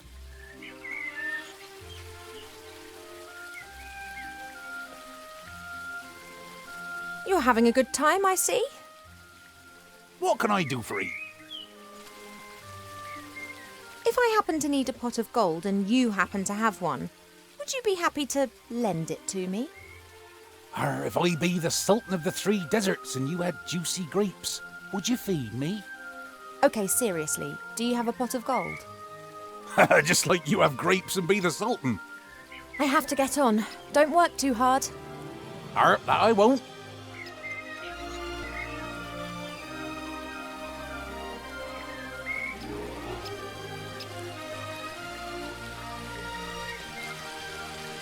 That's a weeping willow.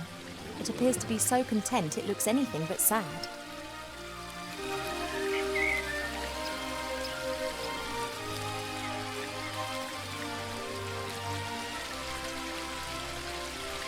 Perhaps the tree would like to hear a little story from the book. One can easily fell a tree with the help of an axe and wedges. In my experience, nothing beats a sharp saw guided by 2 men. Slish, slash! The teeth of the saw bite into the wood, and in a few minutes, even the largest tree tumbles to the ground. After this, the smaller branches and the bark are removed from the trunk using hatchets. Once the tree is sawn into several pieces, it's ready to be transported away. Oh, I'm so sorry. It'll be all right. You'll see.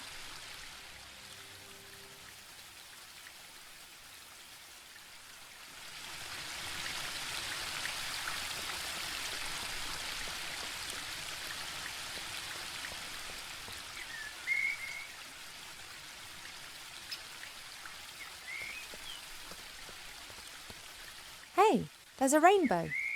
Since the willow's branches are hanging down for some inexplicable reason, the sun is able to shine directly onto the waterfall again and is now producing a pretty rainbow over the garden.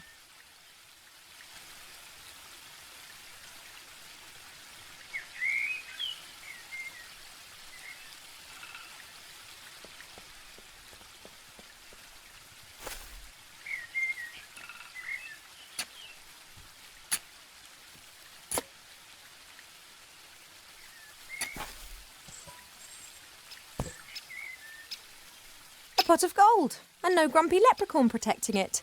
What a stroke of luck.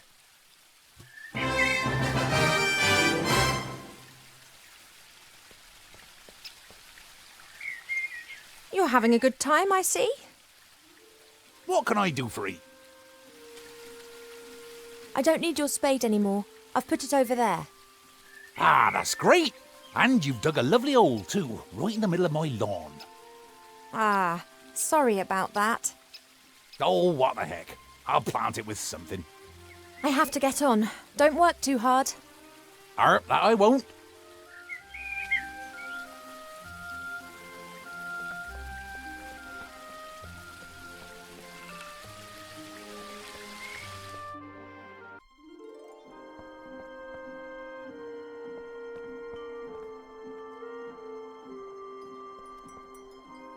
Hey, Cheap.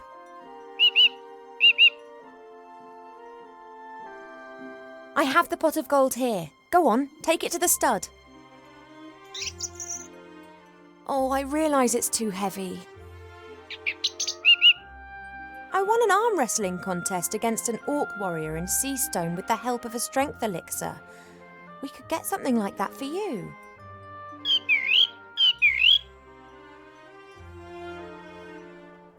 I'll be back soon, Cheap.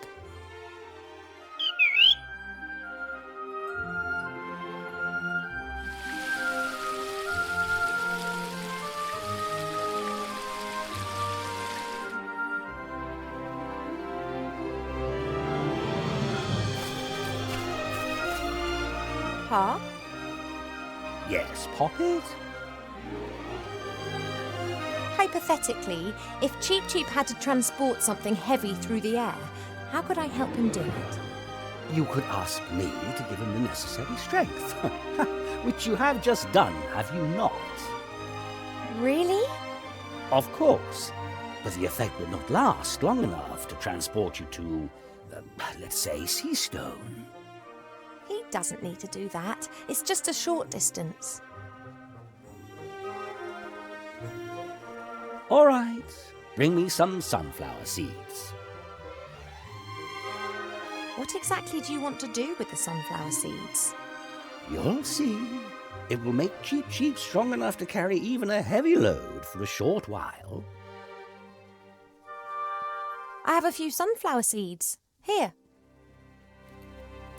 Good. Keep still.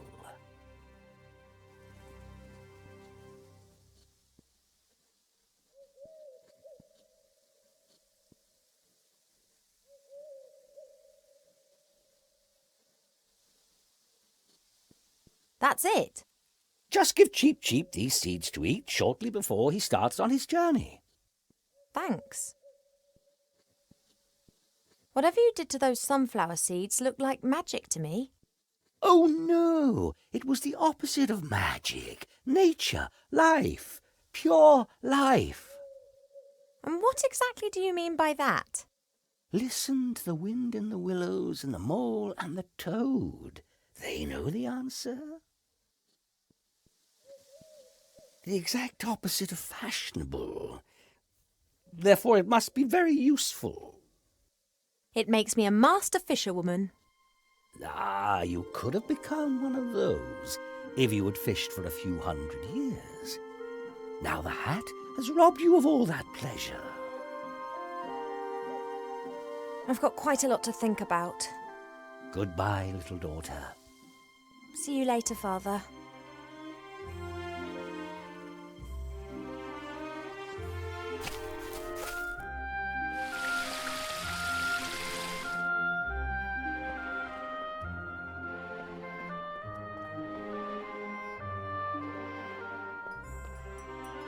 Hey, Cheap.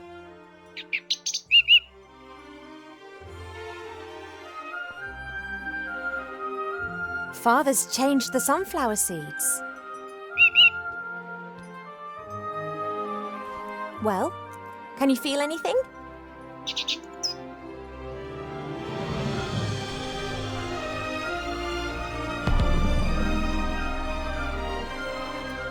Now, don't exaggerate. Okay, here. Oh, I hope it works. But what's he going to be like when he's super cheap? He's got enough of an exaggerated opinion of himself as it is.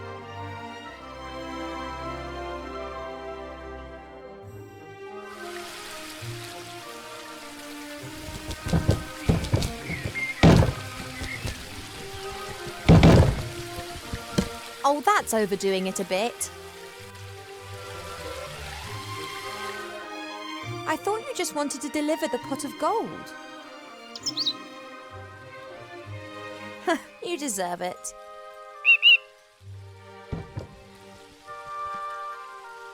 It's really in there, is it? Our hippogriff? Why did the stud put it in there?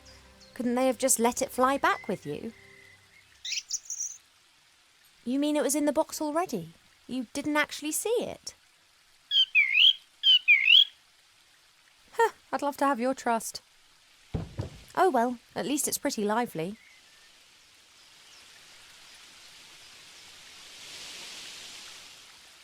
Cheap blind purchased the hippogriff. His trust in the Aculeus stud is far greater than his mistrust of humankind's capacity to deceive. Relax, I'm on it.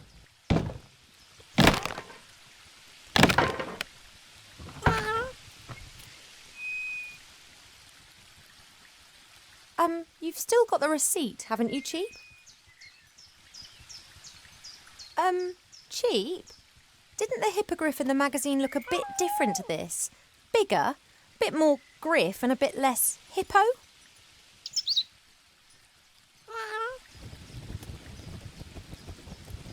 Is this the effect of the epidemic? Mother said it changed things.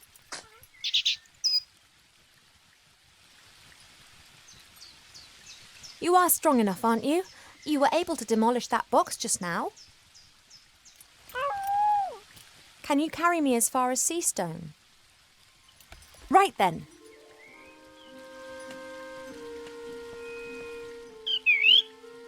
The Archmage, murdered by Uilbur Ветровейn? There's something strange afoot, Cheap. Mark my words. I don't believe a word of it. Someone's responsible for this epidemic and someone wants to hurt our friends.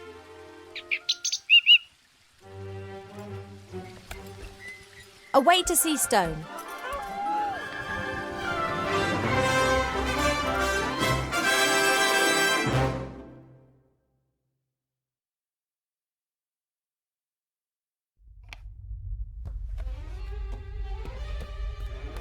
My name is Ветровейн, Professor Ветровейn. You want to teach us? Well, yes. Why not? You're a gnome! Gnomes can't do magic!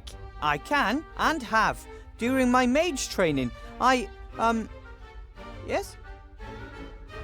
My mother also says that you should not be a teacher. But I think you're great, Professor. Oh, thank you. Say, Professor, what exactly is the magic constant? How long must Veritaserum mature? What can you tell us about ancient magic runes? I will answer all your questions, but not now. It's time for History of Magic. Then I have a history question. As everyone knows, gnomes are completely incompetent when it comes to magic. To be exact, only one great gnome mage has appeared in the last 800 years. He defeated Bremar, the last of the great dragons. What was the name of that last great gnome mage?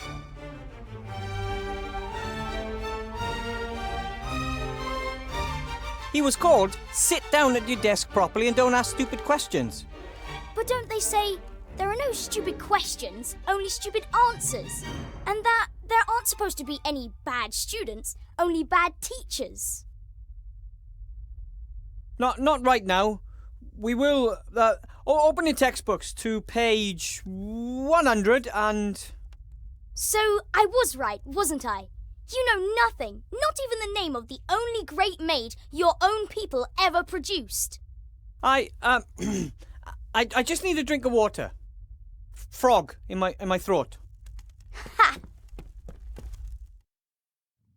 Oh man! Master Marcus warned me that the students would test me the first few hours, but this is a nightmare. I don't know all of these things. I know nothing. Easy, boy, easy. Think, Wilbur, think.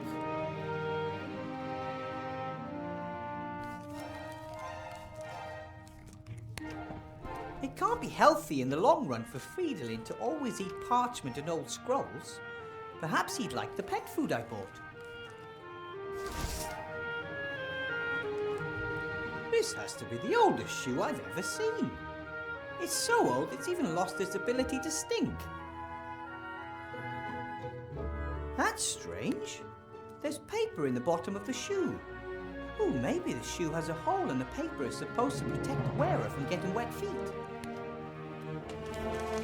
It's a sheet from a book. It's folded in the middle and printed on both sides. That equals 4 pages. It wasn't torn out. It looks more like the glue weakened and the sheet fell out. I'll just take it with me.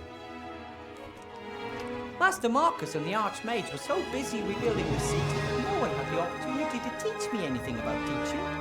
This box was in a shop window down in the city. I thought it might be useful. After all, there are children with magic wands on it. But unfortunately, it just seems to be a bunch of those tricks, like that old one with Mr. Rubberman, the top hat and the rabbit. It looked like this before I ever moved in. Generations of teachers must have left their stuff here. I like it. The school is a history and, when I have time, I'll rummage through it.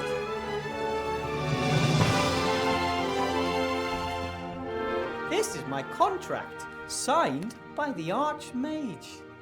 I'm the first teacher in the School of Witchcraft and Wizardry. At least, the first since the school reappeared. Ah, my wand. The King of Thieves got it for me during my mage training. He and the other rats have been tirelessly helping to rebuild the city in recent months. They work closely with the Archmage, albeit mostly in secret.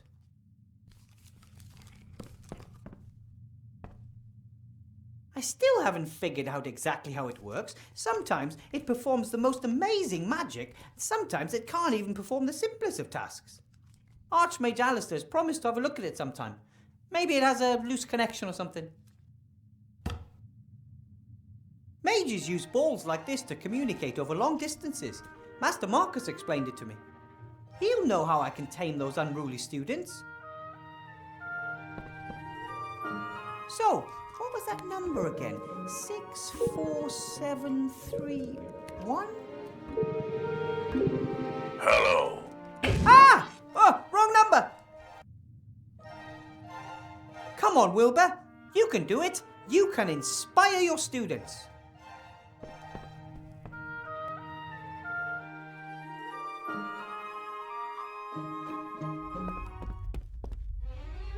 That's better. So what about the magic runes? No one knows the name of the gnome that defeated Grandma. Nice try. Feet off the desk, or I'll make it bite them off.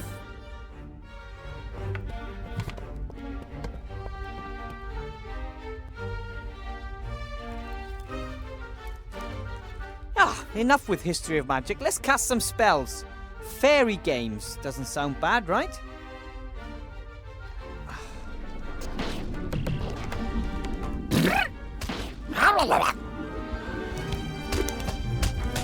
Impossible! Not bad, eh? Wow! That is magic. And here you can learn how to control it. That's it for today. And tomorrow we'll do something else.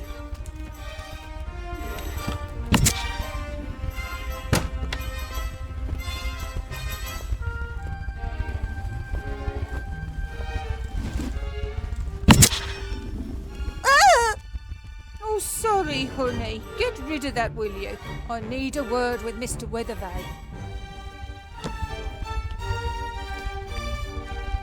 Mr. Weathervane, nice to finally meet you in person. And you are?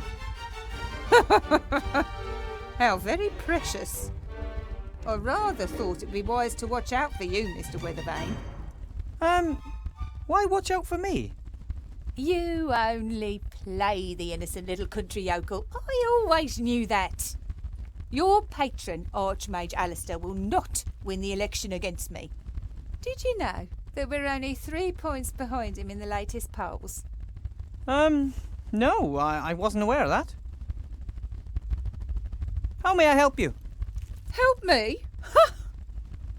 One of the Archmage's top men wants to help me. You know how the game is played, don't you, Withervane? What game? Things are heating up. The House of Cards is starting to collapse. I know it, and Alistair knows it too. We both lie low, waiting for the other to make a mistake. And he has made the first. I'd rather play solitaire. Or can I just watch? Well said, Withervane. This time, there can be no spectators. Everyone is either for us or against us. This time, it's about the future of this town and the entire country. What mistake did the Archmage make? He hired you. A gnome with a fake diploma issued by none other than the Archmage's brother Marcus. I earned my diploma honestly. I have passed all 3 of the exams and... Gnomes know nothing of magic. Everyone knows that. And you've never taught before. But Archmage Alistair believes in me. As the head mage, he appoints the professors. But I'm the merchant council leader and I assign the administrative posts. Headmaster Block will reveal your incompetence and the newspapers will report on the Archmage's dubious personnel policy before the election. You shouldn't have just shot my fairy. Do not underestimate me, Mr. Withervane. I am very well aware that those are not fairies. Cobolus Vagastus, flying kobolds. Don't tell me you conjured them up yourself. Yes, I did. All 5 of them. Amazing! Powerful magic is needed to manifest living creatures. That is why most necromancers only reanimate skeletons. Dead matter can be much more easily controlled, as of course you know. Or should know. The new headmaster, who is he? Horatius Block. A good man, very correct and very strict. If he can help this school return to its former glory, I look forward to working with him. Former glory? This old ruin, it was already run down back in my day. And wherever it was for the last 20 years, it definitely looks like they didn't have any cleaners. My friend, Archmage Alistair, is better suited to bring the city and the country back into shape than anyone else. Oh, you believe that? He is a great mage. Anyone who doubts that is mad. And he was a great leader during the war, most of the time. But what we need now is someone who understands the economy. And that's you? I am a rich and successful merchant. I have rich and successful friends. Who could be better suited to making others rich and successful? Alistair would step down for you if he believed that. You know what? I actually believe you're right. Strange, isn't it? How little he worries about defending his power. So I guess it's all been said, hasn't it? Indeed. You're on a sinking ship, Withervane, but I could still be convinced to throw you a life preserver. I trust the Archmage. Then, Mr. Withervane, you shall perish with him. Here, elect Sybil Van Buren. She knows how to get it done. Come along, honey, we're leaving. There aren't any of these in my book of fairy tales, Mama. I know, honey. Who wants to look at something that ugly? Can you turn him into a unicorn? Or the Cheshire Cat? Or the Frog Prince?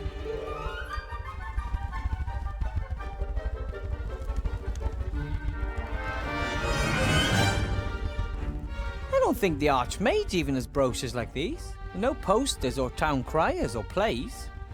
Either he lacks the gold or he doesn't want to conduct his election campaign in this manner. I don't know exactly why the council leader left the brochures lying here. It was agreed that children can't vote. First they wanted to base eligibility to vote on size, which of course led to resistance among us gnomes and the dwarves. And then they said weight should be decisive. The more you weigh, the more weighty your vote. But then the trolls and ogres would have been overrepresented. In the end, they agreed on a minimum age. However, there are still arguments because rats, undead children, and other minorities can never vote. This is the desk that Chantal, the daughter of the council leader, and little Timmy share. Hard to imagine two students being any more different. Chantal is only here because of its tradition in her family, and I don't think she really cares about magic or has any real talent for it. Timmy, though, well, he is eager to learn and was so excited the last few days. It's for students like him that we have to get this school back up and running.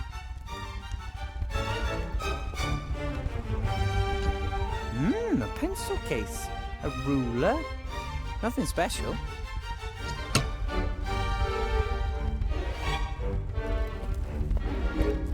Oh, Chantal forgot her book.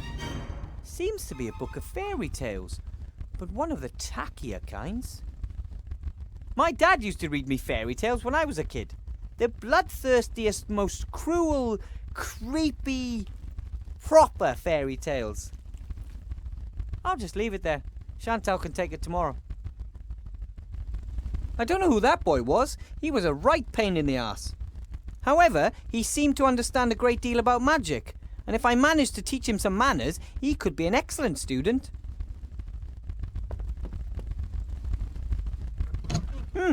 Generations of students have left their mark, especially in the form of little pictures and sayings carved into wood. Here's a particularly long one. For all drifters and troublemakers, condemned to write the same sentence on the board over and over again, no problem. Cast the automation spell on the piece of chalk and it does it all the work for you. Bartholomew. Hey, aye, that's cheating. Pretty clever, though. The spell carved into wood down there, I'll just write it down.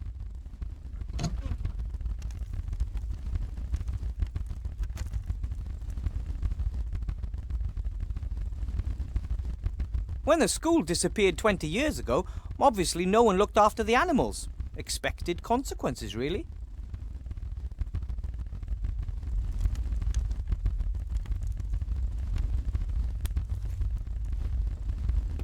I don't need the whole skeleton, but a sharp-pointed bone like this might just prove useful. It appears they wanted to replicate the fish's natural habitat as exactly as possible, including miniature treasure chests, just like the ones frequently found in the sea.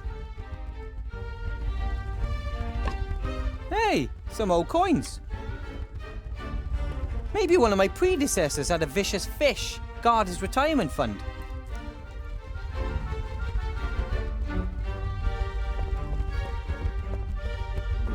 Introduction to magic, sheep breeding and care, statistics.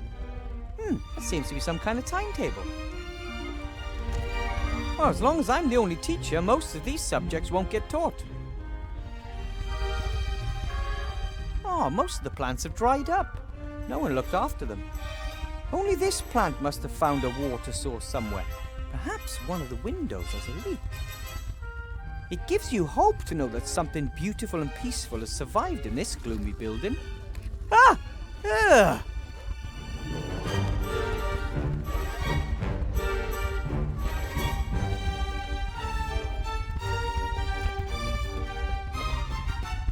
Maybe it was always a carnivorous plant.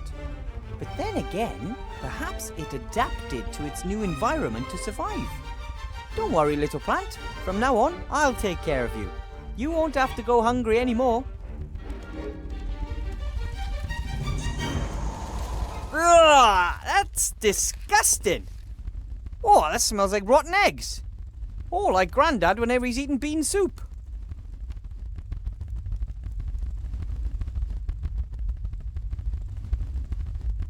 I'm gonna hold my nose. That gas smells like, well, you know, gas.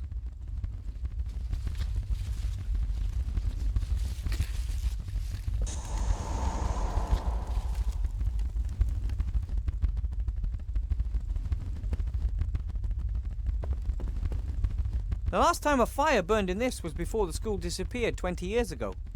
And even if I could, I shouldn't start a fire in it anyway. The flue was broken, and the smoke would fill the entire classroom. A little ash, but also some unburned waste. Here's a sheet of paper. Another book page. Or, more precisely, another folded sheet of paper upon which 4 pages have been printed. When I look at the page numbers on the first sheet and on this sheet, it seems there are at least 5 sheets missing. The mixing of potions is an important part of magic. It's a bit like cooking, except a stew doesn't kill you if you add the wrong ingredient. Or if it's stirred wrong.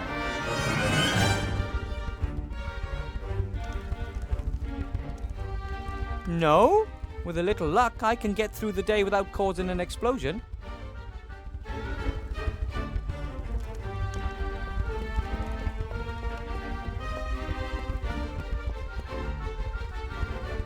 This book looks very old and important. Half the class had runny noses, most were recaptured. This is the roll book where the teacher writes down any unusual events.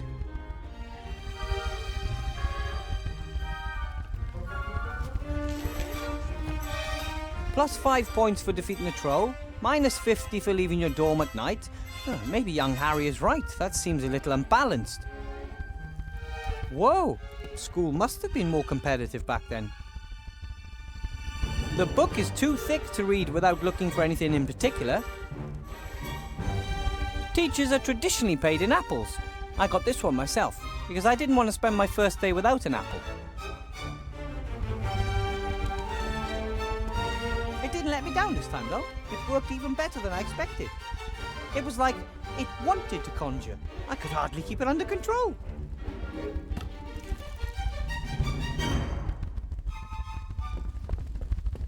Unusual. This device looks more like ordinary engineering than it does magic.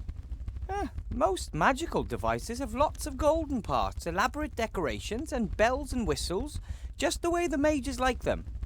This one could easily come from a gnome workshop. What does it say?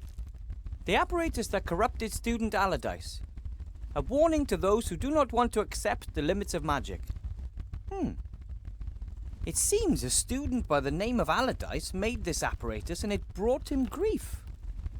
I don't know why. Compared to the things lying around back home in Gnome Hole, this apparatus doesn't look particularly dangerous.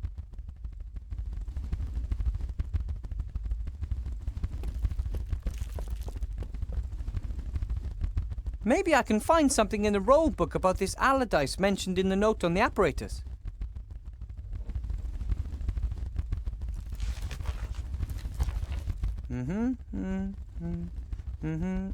Here. Despite repeated warnings, young Allardyce continued his experiments on his fire maker. To my great regret, I must say that the device works. He demonstrated it to the staff. We had to have him committed to the asylum in Arkhamstone because of his delusions and insubordination. A wizard who invents a fire maker and then committed to an insane asylum by other wizards. I guess they didn't understand his new kind of magic back in their time, or they figured their monopoly was in danger. For a long time, wizards were the only ones allowed to make fire.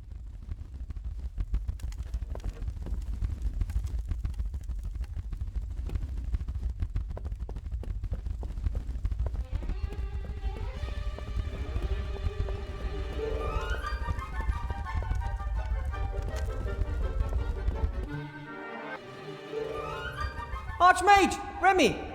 If it isn't our newest professor. How was your first class, Wilbur? Great! I conjured up a few kobolds and the students loved it. Ah, well done. That's the right thing to do.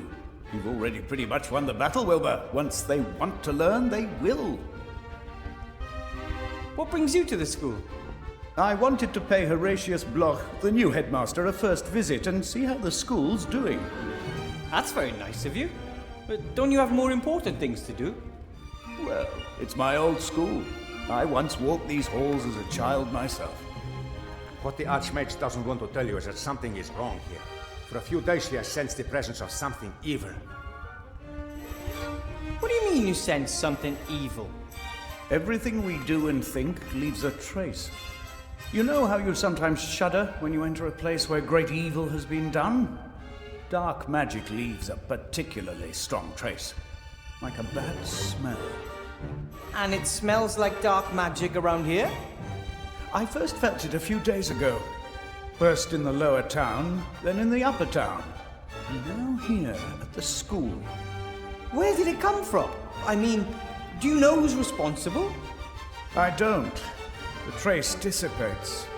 There is too much wild magic in the air here at the school. We must keep our eyes open at all times. Good detective work will serve us better in this case than some hocus pocus. So what's he like, the new headmaster? He's no mage, that's for certain. He is an agent of the council leader. First and foremost, he is a reliable official with principles, Remy. The council leader of the merchants did appoint him, and he may advocate her policies. Yet I do not believe he will conspire against us. He is stern, but upright. Did you see the way he looked at me? Like I was vermin. No, I tell you. The council leader has hired him for one reason and one reason only. He is supposed to make life difficult for our Wilbur here. Am I being set up to fail so they can put the blame on you, Archmage? Ah, if that's their plan, then they have already lost. How's the campaign coming along? I hope we're winning. We're still in the lead. But our margin is shrinking. Van Buren's bigwig cronies are throwing tons of gold into her election campaign. How are things in the town? Have things calmed down? Not really. The barricades are getting higher and the camp is getting larger. People are getting impatient, and who could blame them? The war is over, yet everyone is doing worse and worse. But you're doing your best, Archmage. It takes time, Wilbur. The deeper the wounds, the longer they need to heal. And nothing causes deeper wounds than war. We must deliver results. Most still trust Alistair, but the mood could swing. Then we would not only lose the election, we would have a riot on our hands. The council chairman was here. She picked up her daughter from my class. Ah, terrible person. She has great influence, and she has friends in high places. She could also use her influence to do good, too. So why is she trying to bring you down? She believes that that would be a good thing, Wilbur. Almost no one wants to do evil. There are just very different views on what is evil and what is good. I think I'll go see the headmaster. Goodbye, Archmage. Bye, Remy. Goodbye, Wilbur. Don't let them intimidate you. I'll do my best, and I won't give up. I know. You go on ahead, I'll be along in a minute.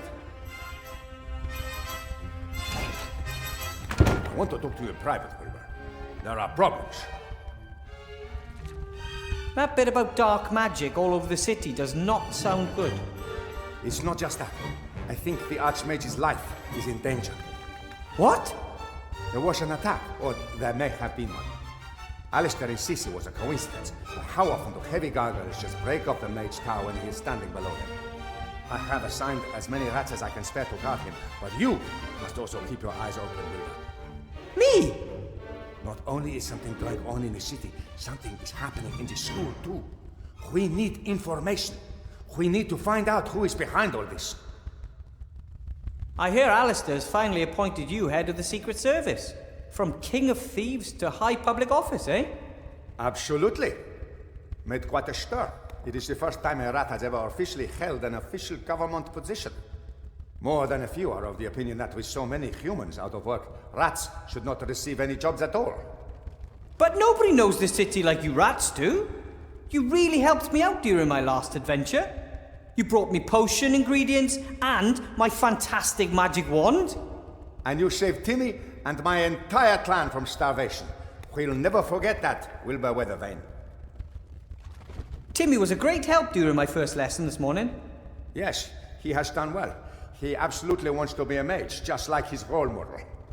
Just like the Archmage? No, just like the hero of the Black Tower. For Timmy and many others, you are one of the heroes who ended the war. Oh, me? Then it's best I talk to the headmaster and ask him what I should do for him.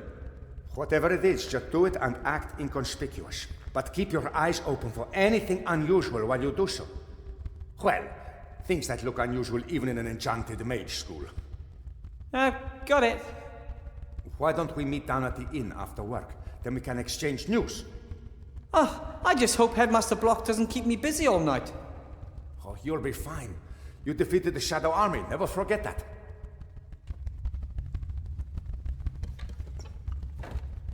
Yeah, just... back then I wasn't alone.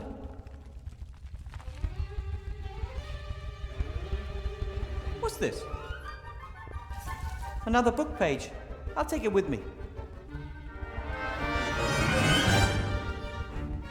The school looked terrible when it reappeared. It took days before we could move freely on the ground floor. Don't even want to think about upstairs. I'd love to know what's on the upper floors, but it's far too dangerous. A magical building that's been left on its own for 2 decades has magic seeping through the walls. Could be lethal.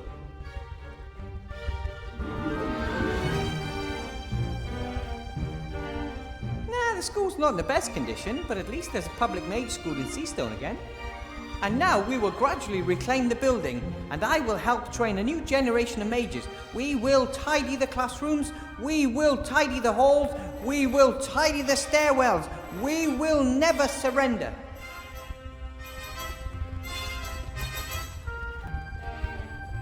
When you summon creatures, I've read that you don't really create them, you just call them from somewhere else.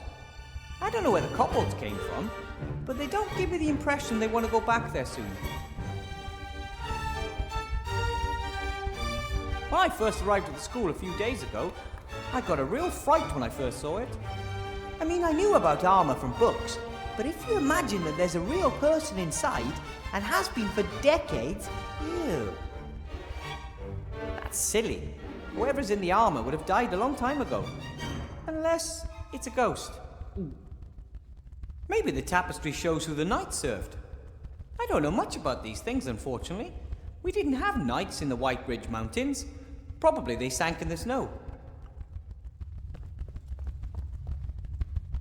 The tapestry's in a miserable condition, like everything here. The colours are faded and... hey, there's even a loose thread.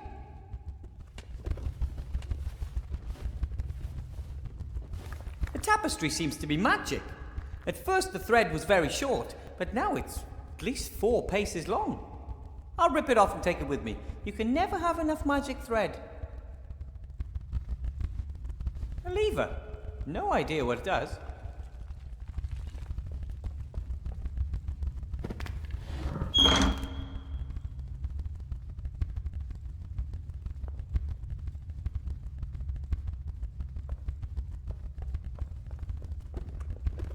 We carried loads of rubbish out of the school.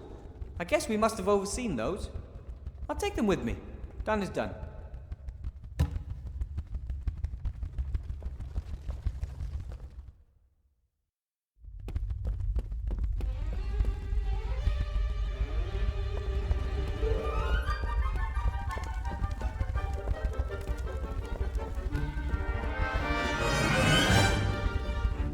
What's this? A gift? For Wilbur A.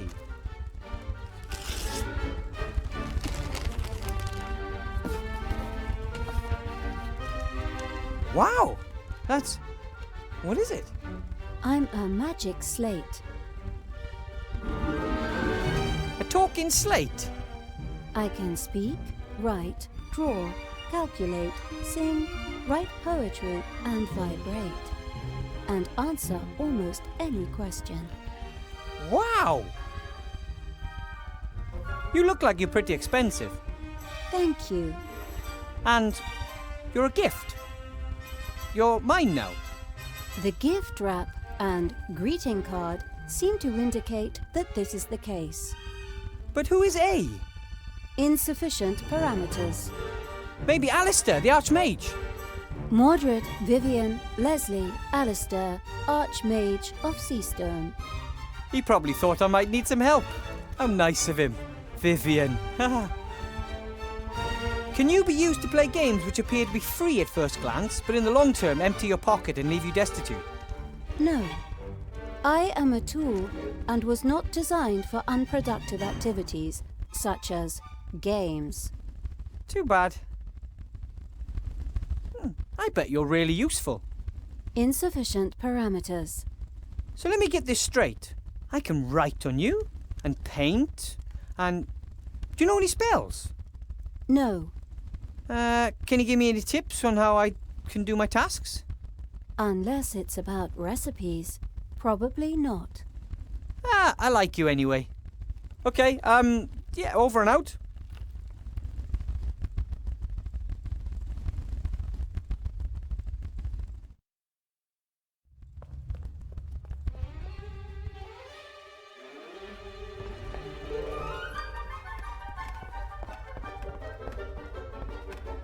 Headmaster Block.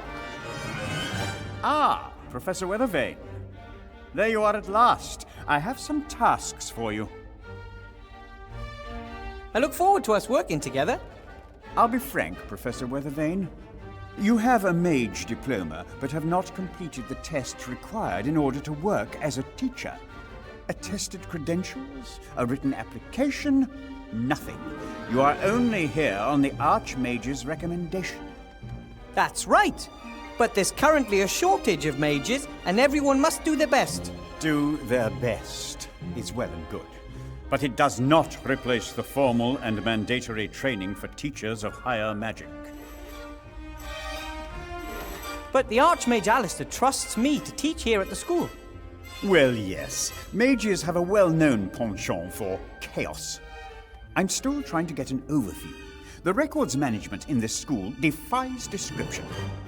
Council Leader Van Buren wants to reorganize this educational institution and finally bring structure into the place, and she has my full support. Correct management of the teaching records must once again become the teaching staff's primary task. That is the only possible way to institute efficient control of learning and teaching methods. I may have no formal training as a teacher, but I managed to thrill my students in the very first hour. I performed a spell, and you could really see the way they caught fire. Not literally, of course. It wasn't a fire spell or anything of that sort. You performed a spell? Yes. And now they want to learn to do the same. They want to learn. According to my records, history of magic was on the syllabus. Yes, but... Professor Ветровейн, crucial to our success in teaching is that we provide students with a stable, reliable framework and adhere to the curriculum exactly. Yes, but the students... Had you enjoyed proper training, you would have known that. I will note this failure in your file, and in the future you will stick to the curriculum, dear colleague. You mentioned tasks earlier, Headmaster? Yes, you have two tasks. As you know, the Archmage is coming early tomorrow to officially inaugurate the school. Important political and business personages will be attending, and as you can assumedly see, the school is not in a presentable condition. Council Leader Van Buren has hired a caretaker, but he cannot do the work alone. Your tasks are to help him clean the floor in the entrance hall and remove the cobwebs by tomorrow. You want me to sweep the hall and get rid of the cobwebs? Is that really my job as a teacher? Yes, indeed. A school is a team endeavor, so that means you have to do what I tell you. If you told me to get rid of the flying kobolds, that I would have understood. What did you say? Flying kobolds? If there are flying kobolds infesting the place, they must be got rid of too. See to it, Ветровейн. Floor, cobwebs, flying kobolds, fix them. And apart from cleaning, what else is there to do? The inventory has revealed that a number of items of school property have gone missing. Among other things, the school library. The whole library has gone missing? That is correct. I asked the Archmage about the matter, and he confirmed to me that the room was there before. He does not know where it is now. He said something about its being in hiding, perhaps, or away traveling. I think it's unseemly. I want that room. We are a school, and we need a library. Agreed. But where should I start looking? That I cannot tell you. You are the mage. You support the council leader in the election, right? Indeed I do. We need to build up an extensive bureaucracy and boost the economy as quickly as possible. To me, the council leader appears to be a more logical choice than a mage. But do not worry, Weathervain. I don't blame you for your political naivete. As a school headmaster, I am neutral and always act according to school rules. And of course, political influence in schools is prohibited. Tell that to Council Leader Van Buren. What's that? Oh, it's one of the campaign brochures the council leader put in my classroom. I'll take care of it. You ask a lot. I don't know if I can get all this done by tomorrow morning. By tomorrow morning? You have until 72 o'clock. 72 o'clock? I have developed my own efficient metric system of measuring time. A day has 100 hours, consisting of 100 minutes, with 100 seconds each. Everything else is too confusing. So, I don't even have until tomorrow morning? For a properly qualified teacher, even the impossible poses no problem. Or should I note in your file that you do not feel up to the tasks assigned you? No, I'll do it. Very good. And then you can call it a day and prepare tomorrow's lessons. One thing's clear. Headmaster Block wants me to fail, but I won't disappoint the Archmage. And secondly, I like this school. And a school library would be great for the students. And third, the work the headmaster has given me is the perfect opportunity to keep my eyes open for Remy.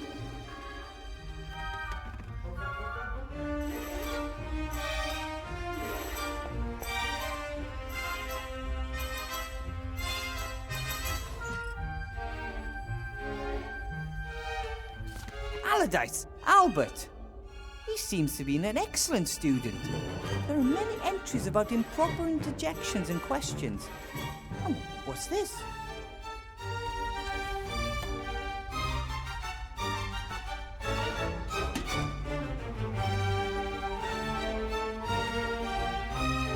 A fire maker is an amazing piece of engineering. You fill it with flammable gas, which is then ignited using complicated technology.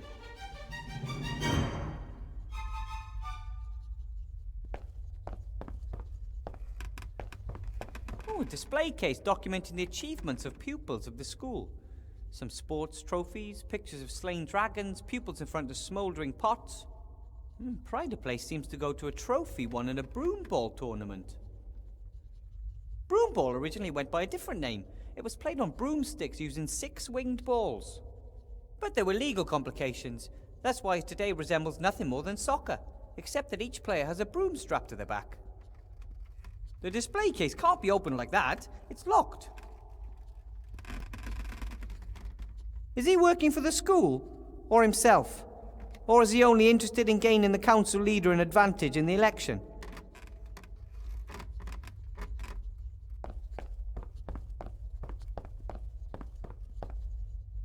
Excuse me, Headmaster Block. Yes?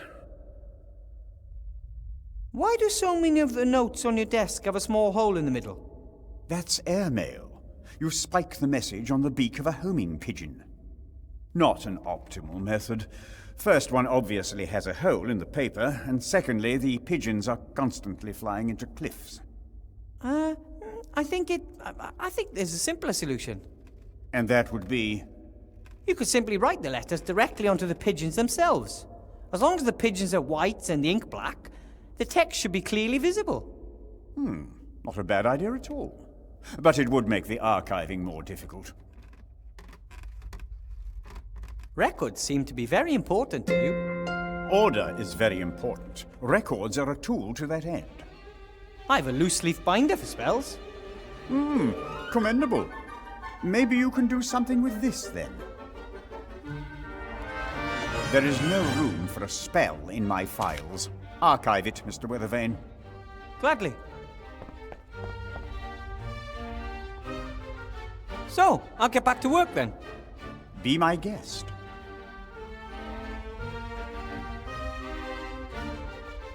A spell. Someone has written a note in the margin.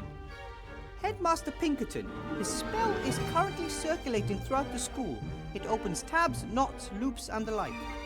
By now, there is hardly a student or teacher in this school who still has their pants around their waists and not their ankles. We need to stop this immediately. It seems magic isn't always limited to serious things.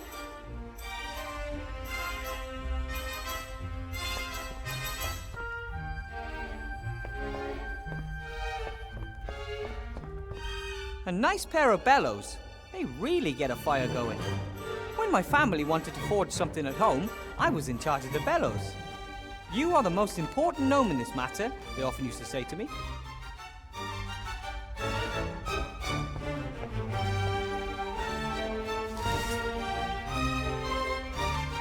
This must be the best clock in the world. Most only have 2 or 3 hands. This one has at least 10. I don't really know what the clock wants to tell me, but I'm pretty sure it doesn't just show the time. There's so much to discover. I wish I could stay here forever. What an impressive fireplace. If it were lit, it would be warm in here in no time. What an impressive... It says Fireplace Travel Network Map. It shows a lot of fat black dots connected by lines. Above each of the dots is a name. Seastone, Mage Tower, Entrance Hall, Coaching Inn, Fox's Den, and many more. 3 animal symbols are located beneath each of the dots. I've heard about this. Wizards use a powder to travel through the fire in one fireplace to the fire in another. Of course, this doesn't just work with any fireplace. It must be on the Fireplace Travel Network, and this plan shows which fireplaces are connected to which. One of the dots is circled in black ink. Seastone, Mage School, Staff Room, that's this fireplace. A few lines lead away from the... Oh, there seems to be 2 other fireplaces here in the building itself. Seastone, Mage School, Astronomicon, and, hey, Seastone, Mage School, Library. If this fireplace is connected to the library fireplace, I might be able to use it to get in there. The fireplace here in the staff room is connected to the fireplace in the missing library. The library is represented by the symbols owl, worm, and rat. I need fire, fireplace travel powder, and a little luck. This could be my way into the library.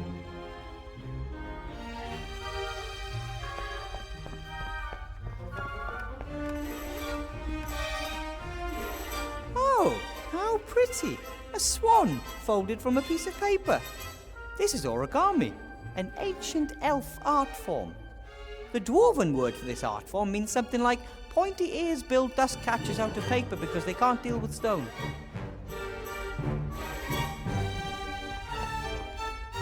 Hey, this isn't just some sheet of paper, it's... Sorry, Swan. It is! Another book page. I'll take it with me.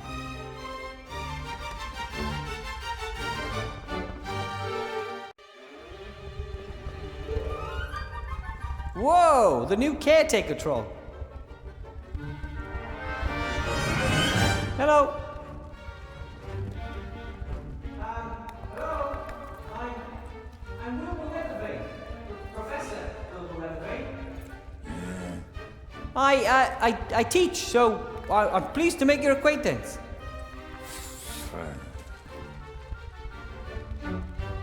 If you were to talk to me, we could work together to accomplish much more for the school. Come on, I demand that you talk to me. Great. Someone else to make demands around here. What are you doing? What does it look like? It looks like you're cleaning the hall.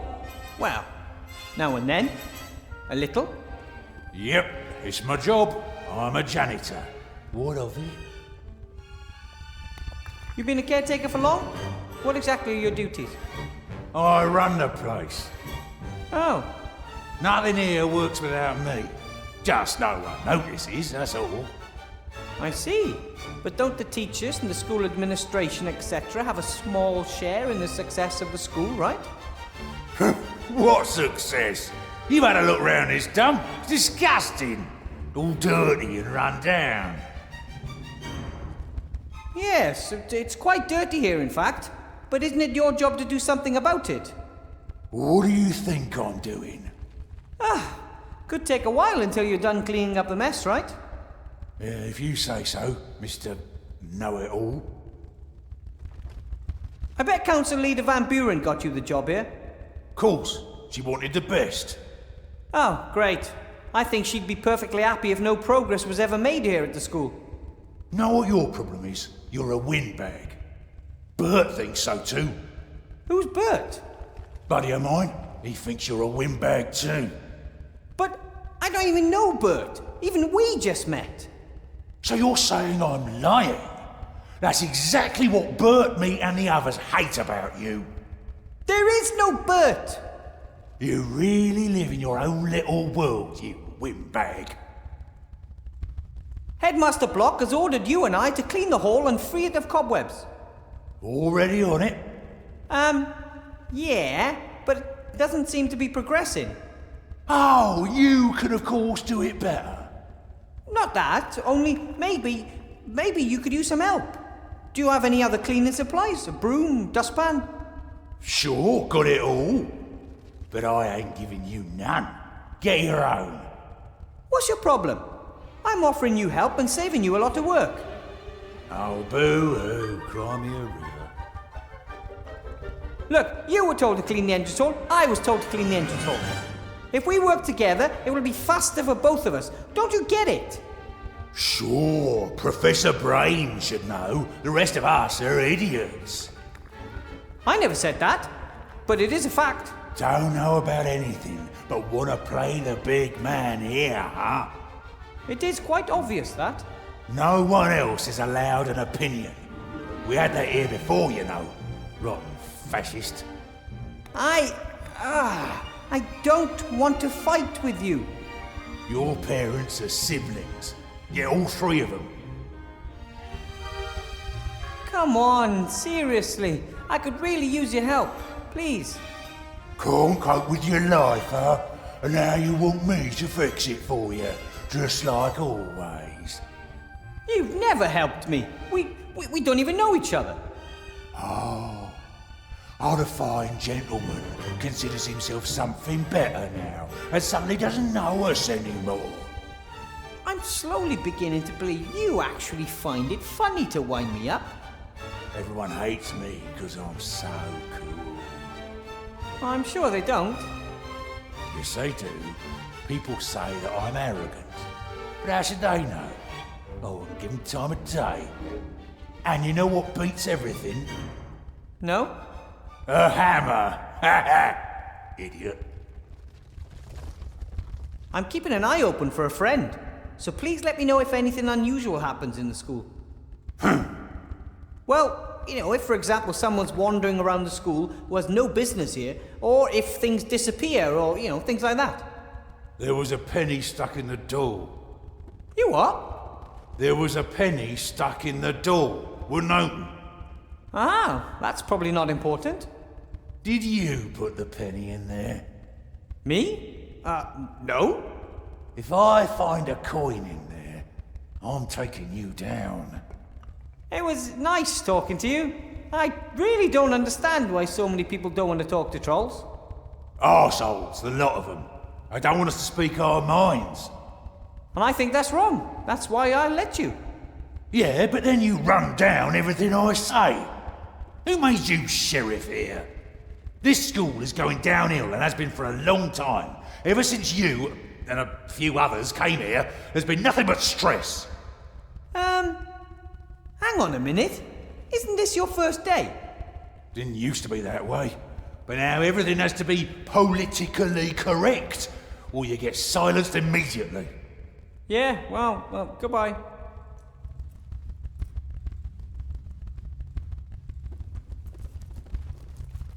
Oh, hello. Why have you always got to be in my face? Headmaster Block wants to get rid of the kobolds. Didn't tell me. But he did tell me, and I want you to help me. Want whatever you want. Why are you like that? Like what? So unfriendly, destructive, and such an arse. Troll's troll. I know why you don't want to help. You can't. You're neither smart enough nor fast enough to catch the kobold. I can do anything better than you can, that's for sure. But I don't have to prove anything to you. Ah, never mind. I like the kobolds. To be honest, I'm actually even proud of them. Yeah, I've seen better. Yeah, however, it would make me really angry if someone scared the kobolds off. Huh? You talking to me? Things can't go on like this. Is that all you want? Just to be a right pain in the arse all your life? Someone who just annoys others without ever lifting a finger? Blah, blah, blah, blah, blah. What is it? Finally notice your own stupidity? You... Want to apologise? Ha! Loser. That was a waste.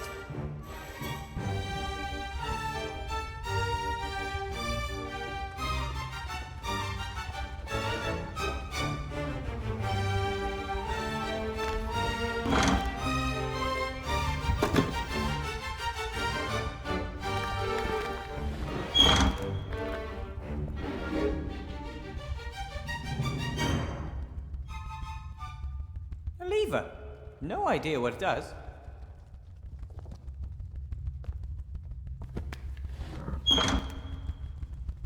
Bye!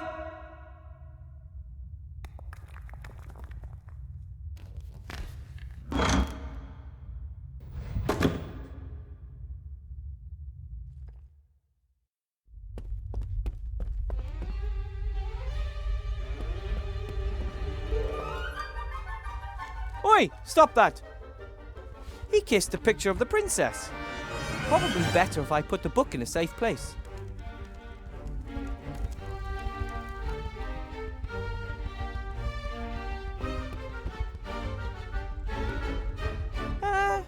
Maybe I can lure him into a trap.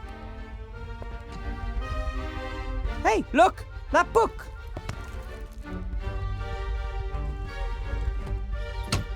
Ah! I have you now! Well, sort of. Locked up in a dark place with a book of fairy tales. Time to negotiate. Hello? Can you hear me? I got nothing against you, but you have to leave the school. It's too dangerous here for you, and you're interfering with the routine. I'm going to slowly open the desktop now, and you're going to come out peacefully. Right then. Ah! Ow! Oh, sorry, I didn't mean to do that. I should probably make the best of this. I'll just keep him in the pencil case where it's safe.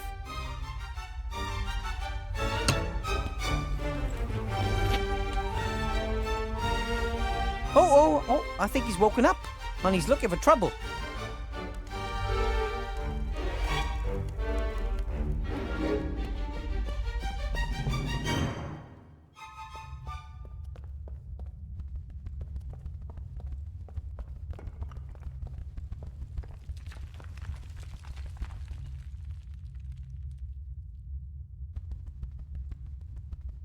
The door to the magic school actually consists of several doors.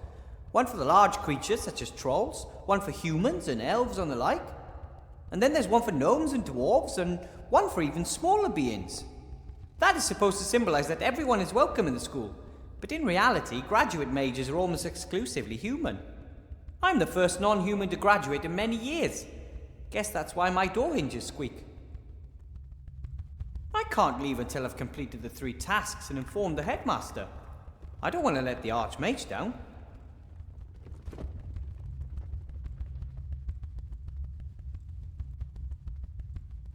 If I put a coin into the gap in the door on the same side as the hinges, the door won't open anymore. Done, and the caretaker never twigged.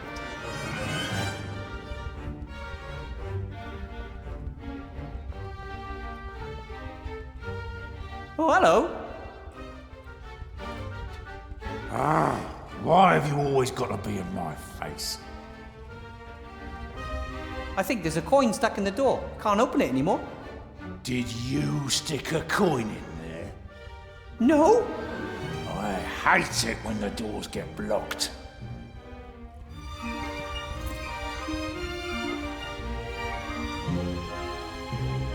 Quick now. Omnia nunc aperero. Ha ha, he didn't twig.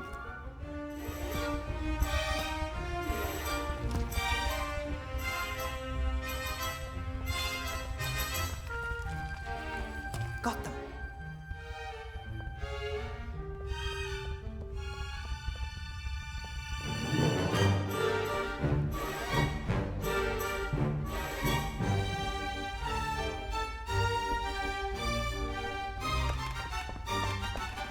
One of these keys has got to fit. Ah, there we go.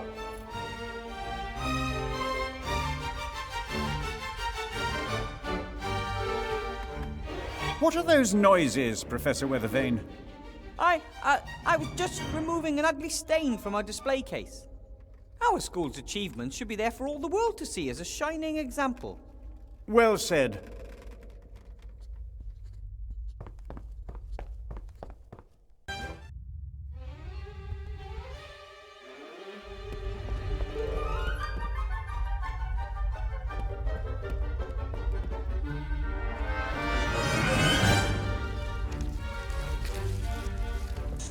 I shouldn't do that too often. The room could fill up with gas. One spark, and we'd have the same result as the devastating spring explosion in Gnome Hole. That was the time that Grandad lived on nothing but beans for 2 weeks, while we were visiting relatives in Gnomegan.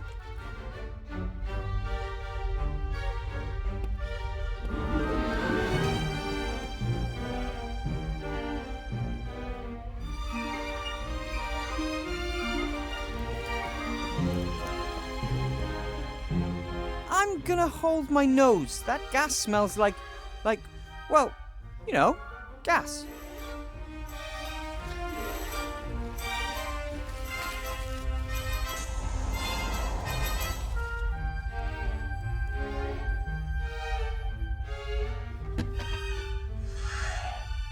Got it.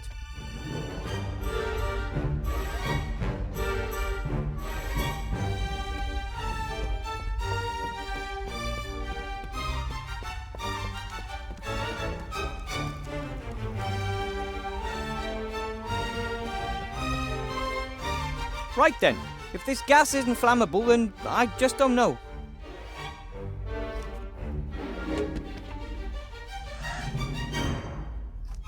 Done! The machine is refueled. Here we go. I am Master of Fire. Who am I talking to? There's no one here.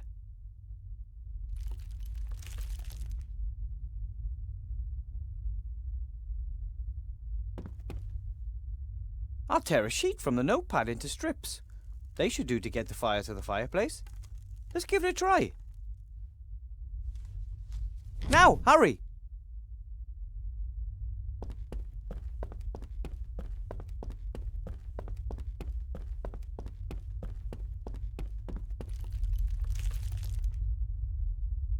Burn!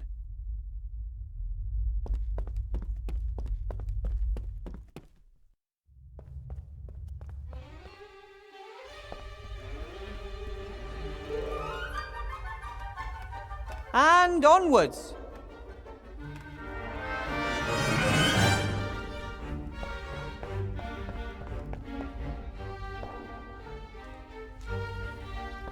Now come on, burn. Did you say something, Professor Weathervain? I'm just about to summon fire with my magic skills. Oh, fire, come here. Careful, Professor. Don't burn the whole tower down around you.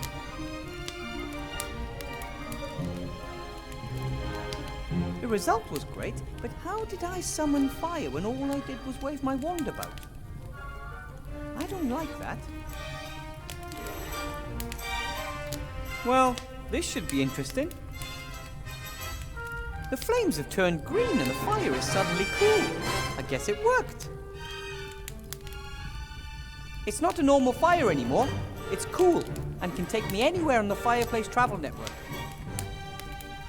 I guess I just have to think of the symbols that are painted on the plan next to the library fireplace. Owl, worm, and rat. Owl, worm, and rat.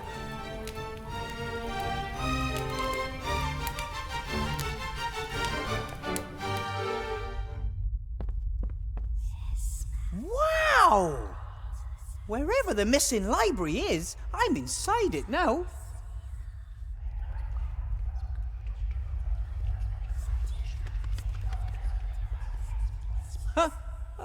Hello?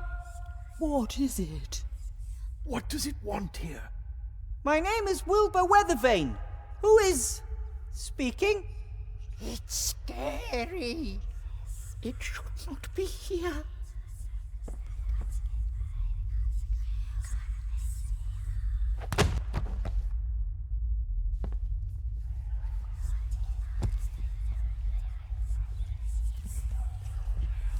What the? It's trying to break loose! Help! It has awakened. What does it want? Who are you? We are books, so, Yes, books. That is the word. And you're alive? That is none of your business. What happened? I found the library and I heard noises. I guess that was probably you. The book is more powerful than the thingy. What's it called again? You know, for writing. Right. The book is mightier than the thingy. Okay, sure. Would you mind letting me get up? It's pretty uncomfortable here. Haha, never. But at some point you'll have to let me get up. Is that possible? What? That we, sooner or later, have to let him get up? No idea. The answer to your question is, Okay. Okay, I'll just lie here for now. Ha! Exactly. Like,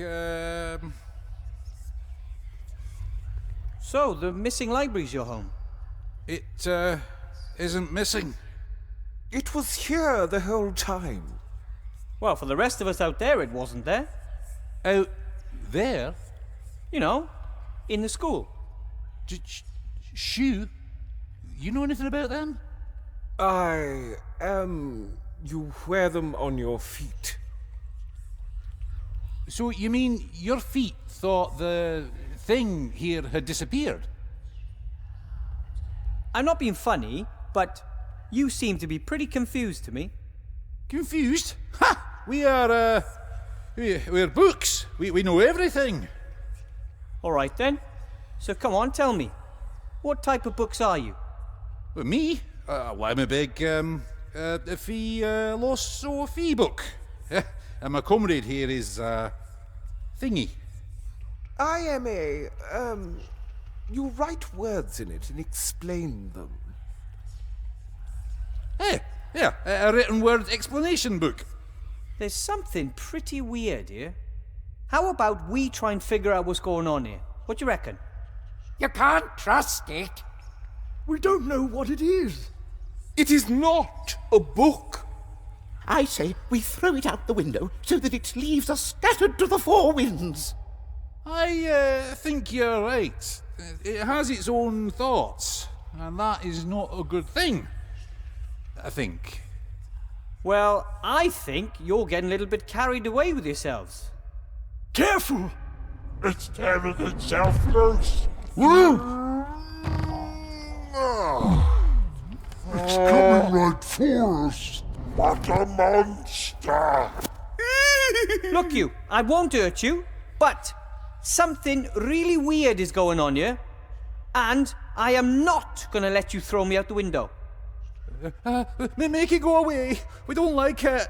We know it not. It scares us. Nasty hobbit.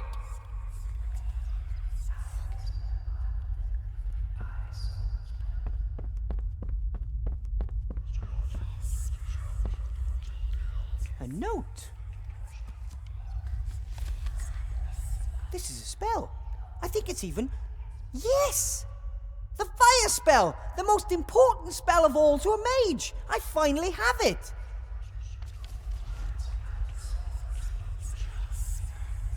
If it weren't so scary here, the library could be a really nice place. I think it once was. You don't see doilies anywhere else in the school.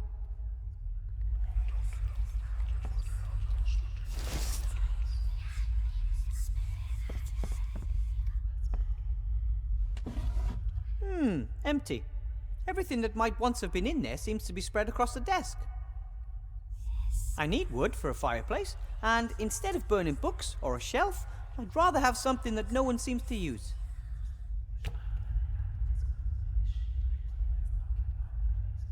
This wall, this arch, it looks like a door belongs here, but there's only a wall.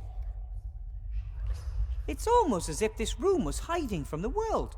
Or was it forgotten? I wonder if the books were always alive, or were they brought to life because of this place? And shouldn't books be terribly wise creatures? Why are the ones here so simple-minded?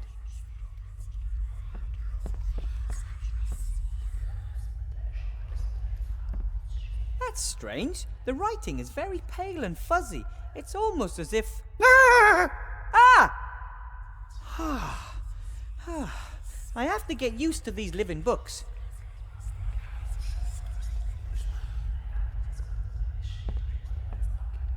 Not sure this desk was meant for students. It might have belonged to the librarian. Looking at the tools, a large part of the work must have been the care and repair of books.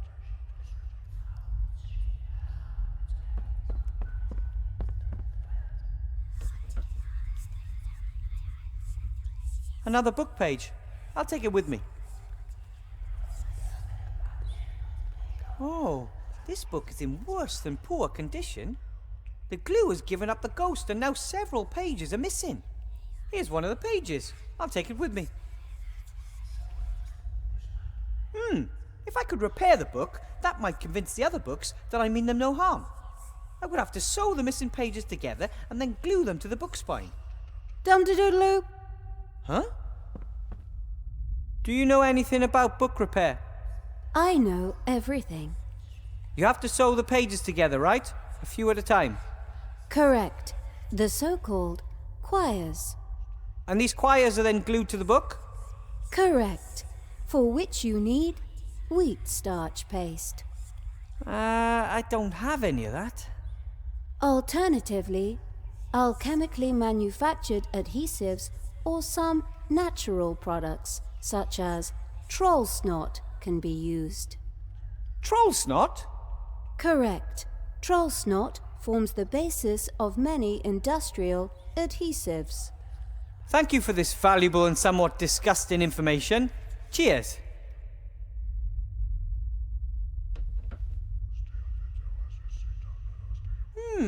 Jelly glowfish usually only survive a few years if nobody looks after them. Perhaps the books fed them so they wouldn't have to live here in total darkness. Wouldn't that be terrible? To be locked in a library and not have enough light to read all the wonderful books around you.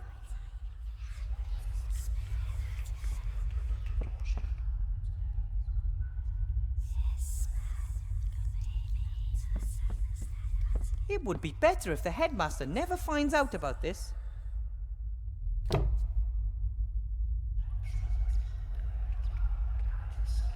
Igni faxius ignis ferro.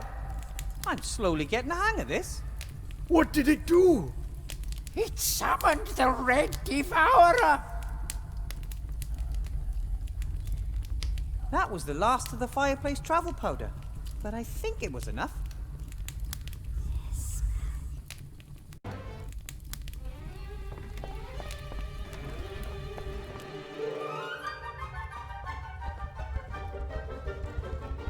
Oh, hello. Why have you always got to be in my face? As you can see, I've swept the hall. Maybe you could collect the cleaning supplies. You didn't sweep the hall. The broom did. You want to steal the credit, huh? No, but... The broom and I sweep everything here, and you want to reap the reward. I have to go.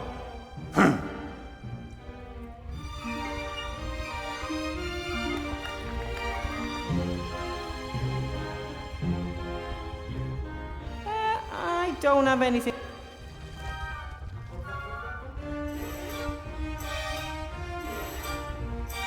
Look here, it's pretty. Ugly. That's not true. Got it from my grandmother. It's an heirloom. And, wow, it means a lot to me.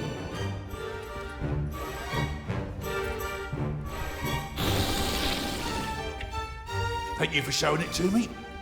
Ha ha! I tricked you. I wanted your snot in the cloth. Oh, wow. You're so great. Snot. Knuckle.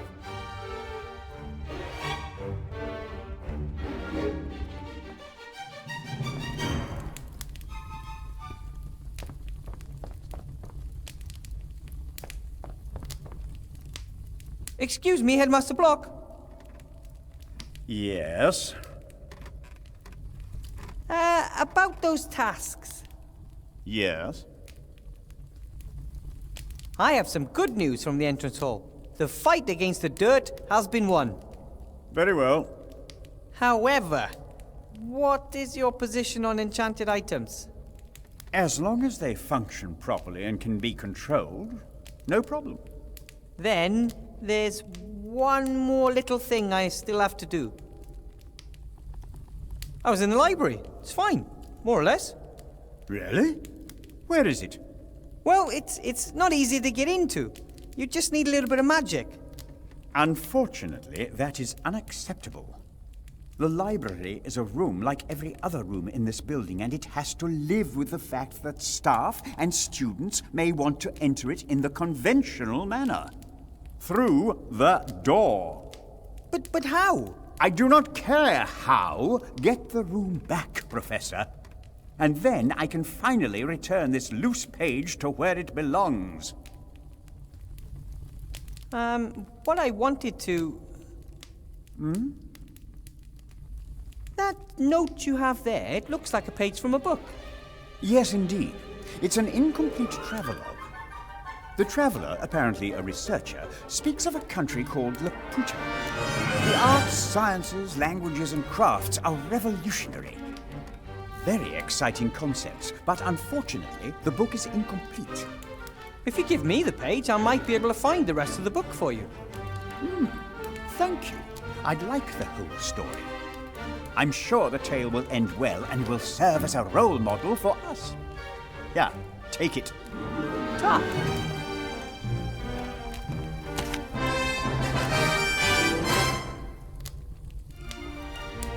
So, I'll get back to work then. Be my guest.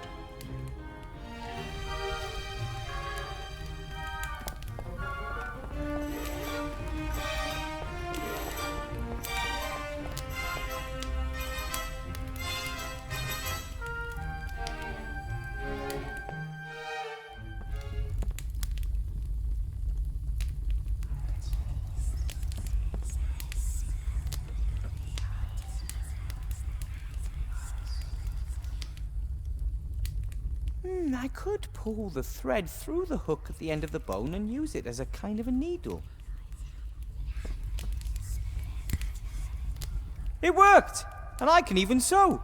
Mum showed me while Dad was teaching Sydney how to weld. All right! Now I'll sew the 7 together. Done! A beautiful new choir for a book.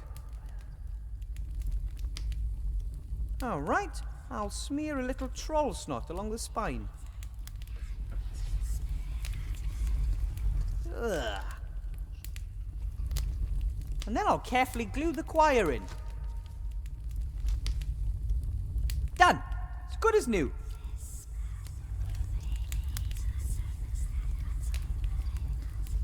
I attempted to rise, but was not able to stir. For, as I happened to lie on my back, I found my arms and legs were strongly fastened on each side to the ground. The same was the case with my very long and thick hair. I likewise felt several slender ligatures across my body, from my armpits to my thighs. I could only look upwards. The sun began to grow hot, and the light offended my eyes.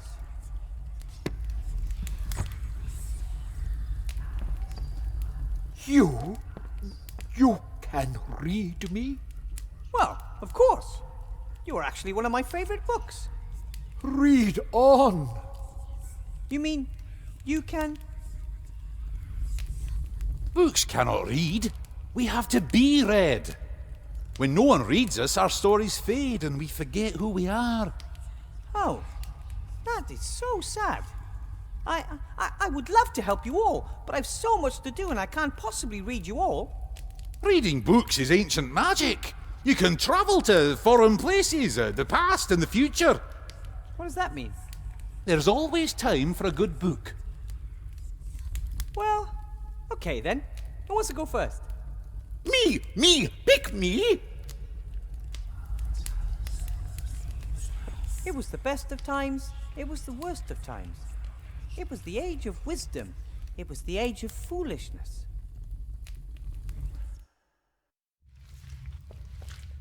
That was great! I'm going to repeat that as soon as possible. Well, how did I do? And how long was I gone? Not long enough.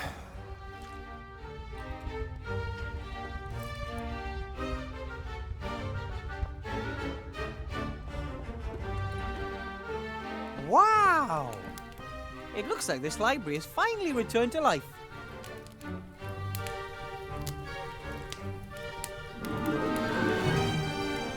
What is this? Laws of Aventazia. Hello? Are you alive? You're not going to bite my finger off if I open you, right? In Bracken, men are forbidden by law from giving their wives a nasty look on Sundays. In Belzing, women are forbidden to wear fake moustaches if said wearing could incite temple visitors to laughter. Strange laws. What else have our legislators come up with? In Shindula, men and women over 18 years are prohibited by law from opening their mouths while smiling if doing so would reveal more than one missing tooth. Oh, come on. No one could really come up with this stuff. These are the silliest laws I've ever heard of. In Seastone, public employees under 1.5 meters in height are not allowed to work at heights of more than 3 meters. I take it all back. This book is coming with me.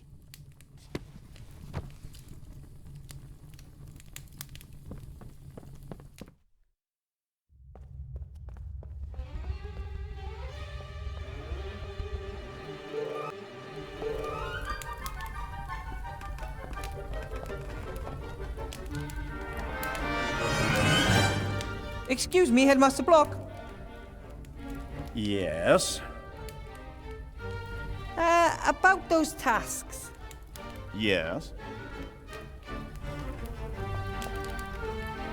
Headmaster, have a look at this. What do you have?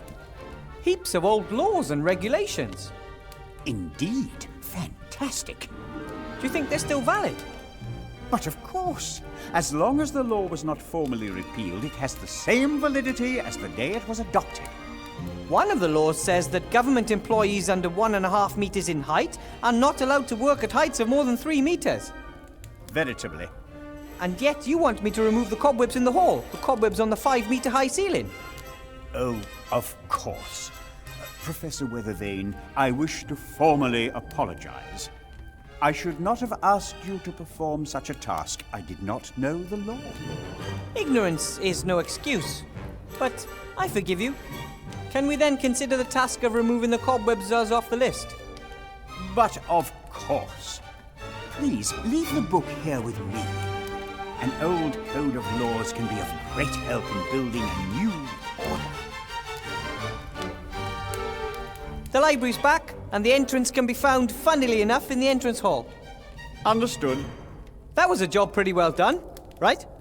Do you want praise every time you are successful in doing something for which you are paid? Yes, please. Oh. What I wanted to... So, I'll get back to work then. You do that. After all, you have already accomplished something.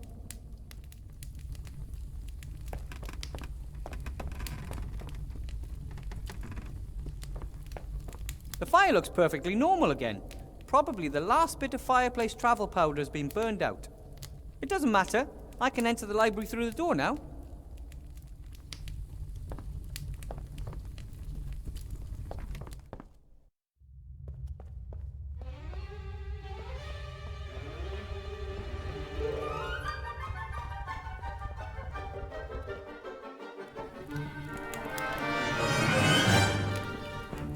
Great team. I didn't read all of the books. Once I got started, many of the books remembered their texts. It was as if they were awakening from a long sleep. I only had to read a few sentences, and they were able to remember who they were again. The text came back, black as coal and crisp, and they began to quote from their contents. All at once. It was fantastic.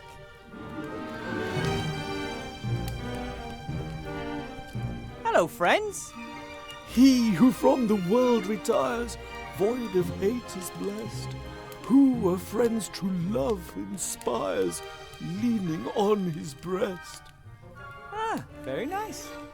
Wilbur, friend of books, has returned. Hail to our king! Come on, I didn't do that much. It is a kingly act to assist the fallen. You seem to all be doing well again. Oh, we have so many stories to tell, so much knowledge to share. Tomorrow, I'll bring my students here. They could use a few good books. And we could use them.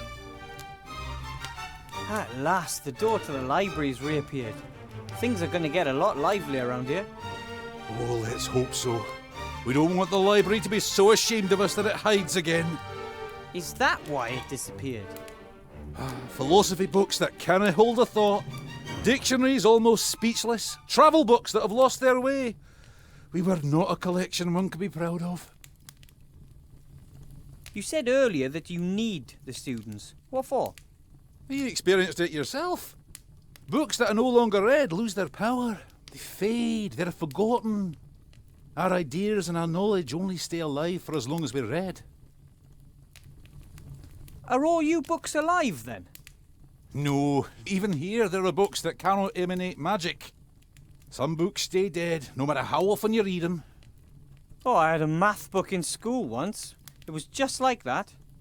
I can imagine. I've got to go. Lots to do. Ta-da.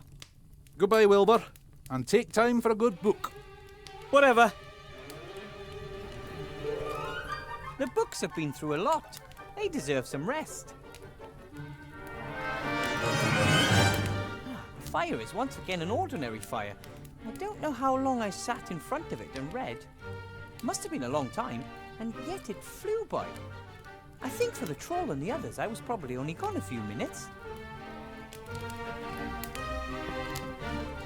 Oh, what happened to these books? A sad story. Their fate was sealed by the leaky roof. Well, maybe I can fix them. It's too late for that. Correct. That's why we should help them before they're destroyed. Oh, no, not this again. We've already been through all this. The book friend hasn't got time for silliness. Time is irrelevant. You are irrelevant. The books are ruined, and there's nothing we can do to change that. Oh, the books are right. The friends are all rotten and mouldy. Even the best bookbinder couldn't save anything here. And I'm not even close to being the best. And you? Who are you? From the spirits that I call, sir, deliver me.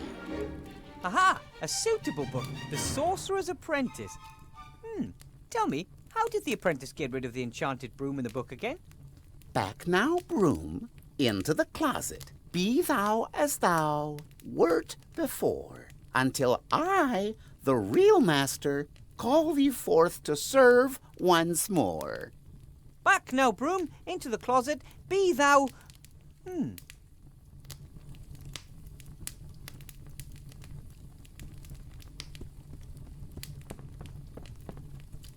Hello? Wilbur, I've been waiting for you for a long time. You've been waiting for me? Of course, for many years, since way back then.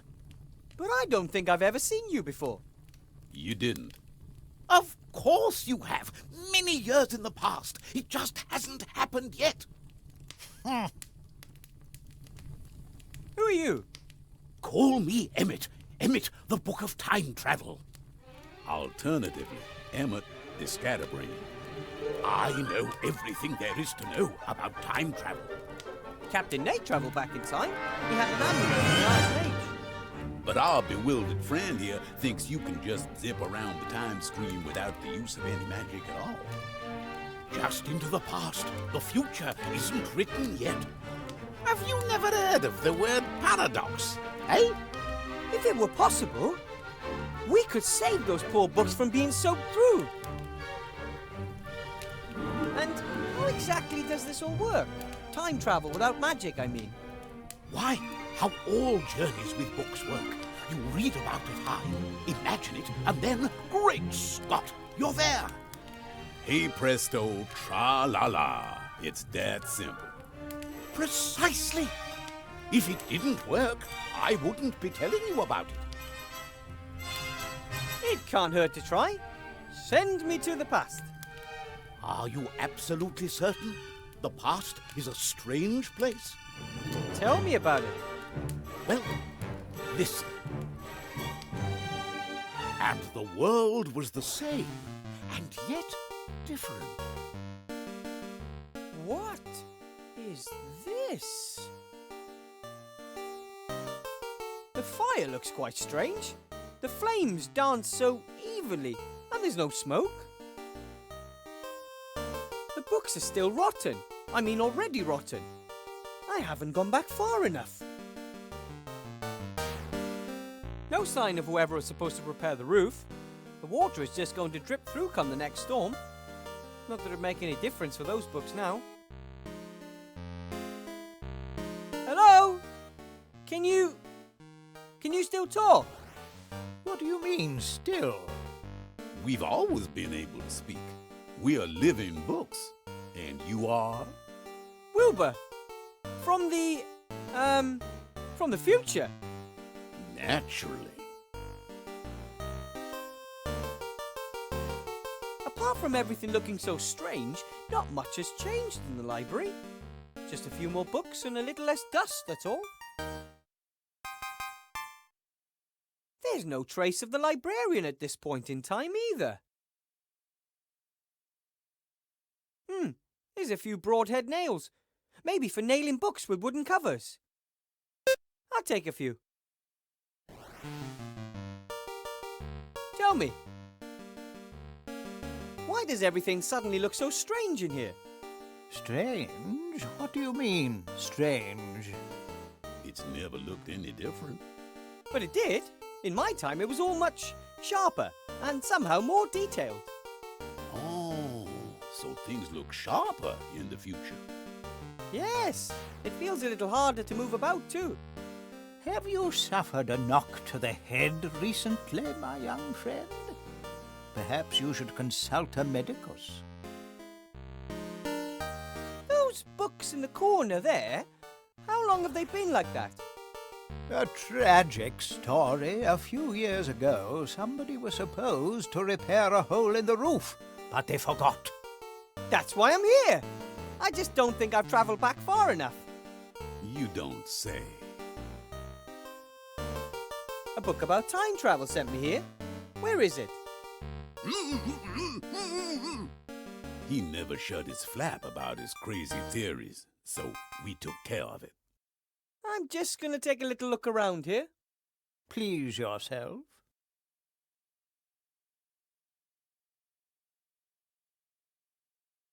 Burying a book underneath its peers. How could you?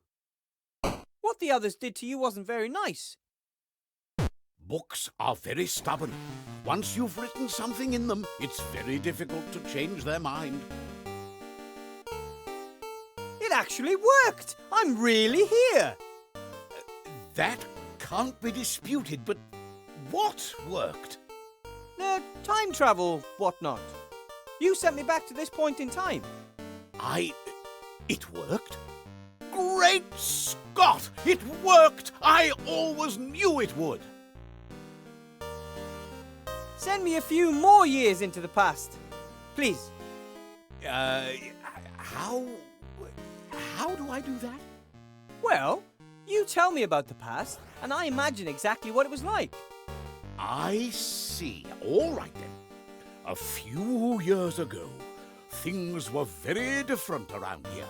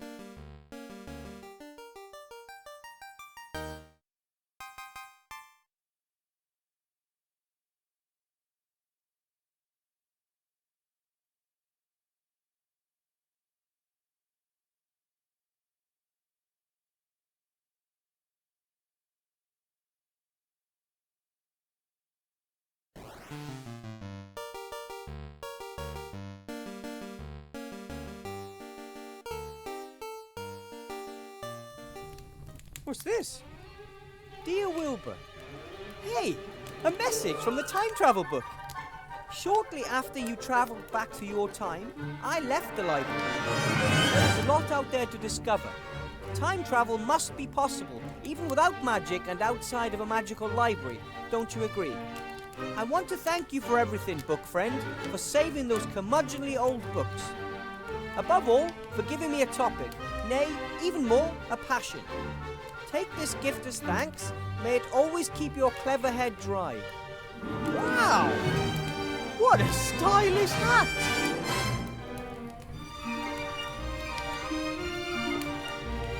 Old but not rotten.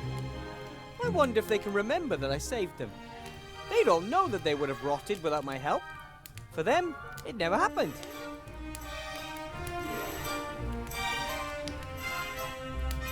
The paper hat of the book friend. I hope no books were harmed in the making of it.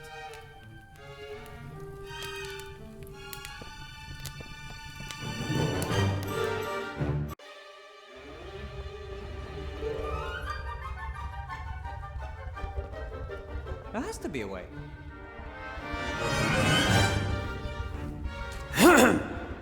Back now, broom, into the closet. Be thou as thou wert before. Oi, I said into the closet. Ah, well, at least that nightmare is over and the entrance hall is swept. Now I can go see Headmaster Block. It seems to be back to normal. The magical interlude doesn't seem to have left any scars.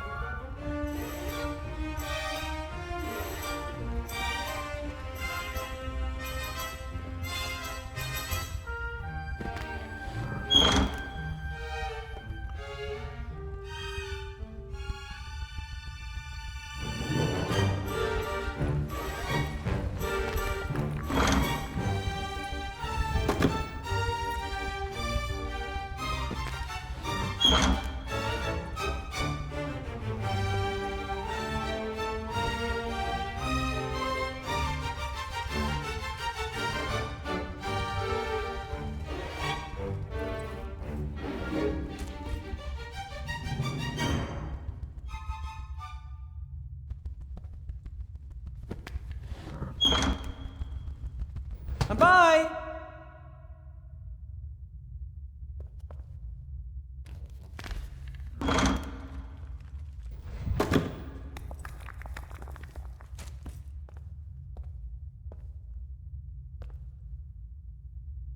That's it! I locked him out!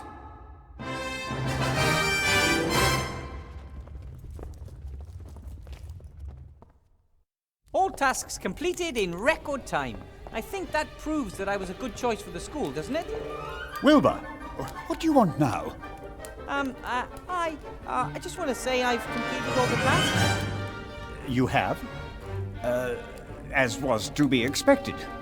There are a few other things. The other floors have yet to be cleared of rubble. And there are holes in the roof. Also, we have a problem with giant spiders in the basement. In addition, take care of the banquet for tomorrow. Headmaster Block? Shoo! I want to call it a day. But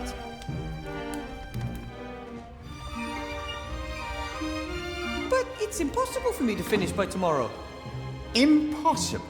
Impossible? I thought nothing was impossible for Mr. Gnome.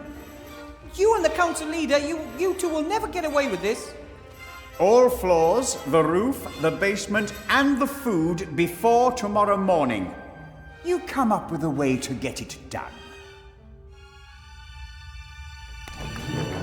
What do you say to that?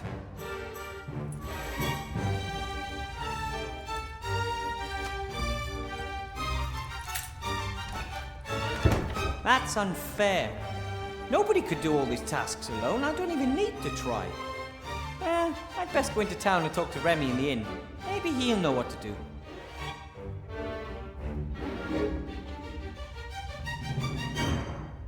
Something's weird here. No one could finish all those tasks by tomorrow. Doodaloo, doodaloo. Huh? Dum-de-doodaloo. Yes? That is not correct. What do you mean? The tasks could be completed. Yeah, by any real mage, Professor. No, most mages do not enjoy physical work at all. They let others do the work. But I don't have the gold to pay an army of craftsmen. For centuries, mages have relied on golems for help. They are strong, work without breaks, and need no pay. Ah, that sounds interesting. But I think I'm going to talk to Remy at the inn first.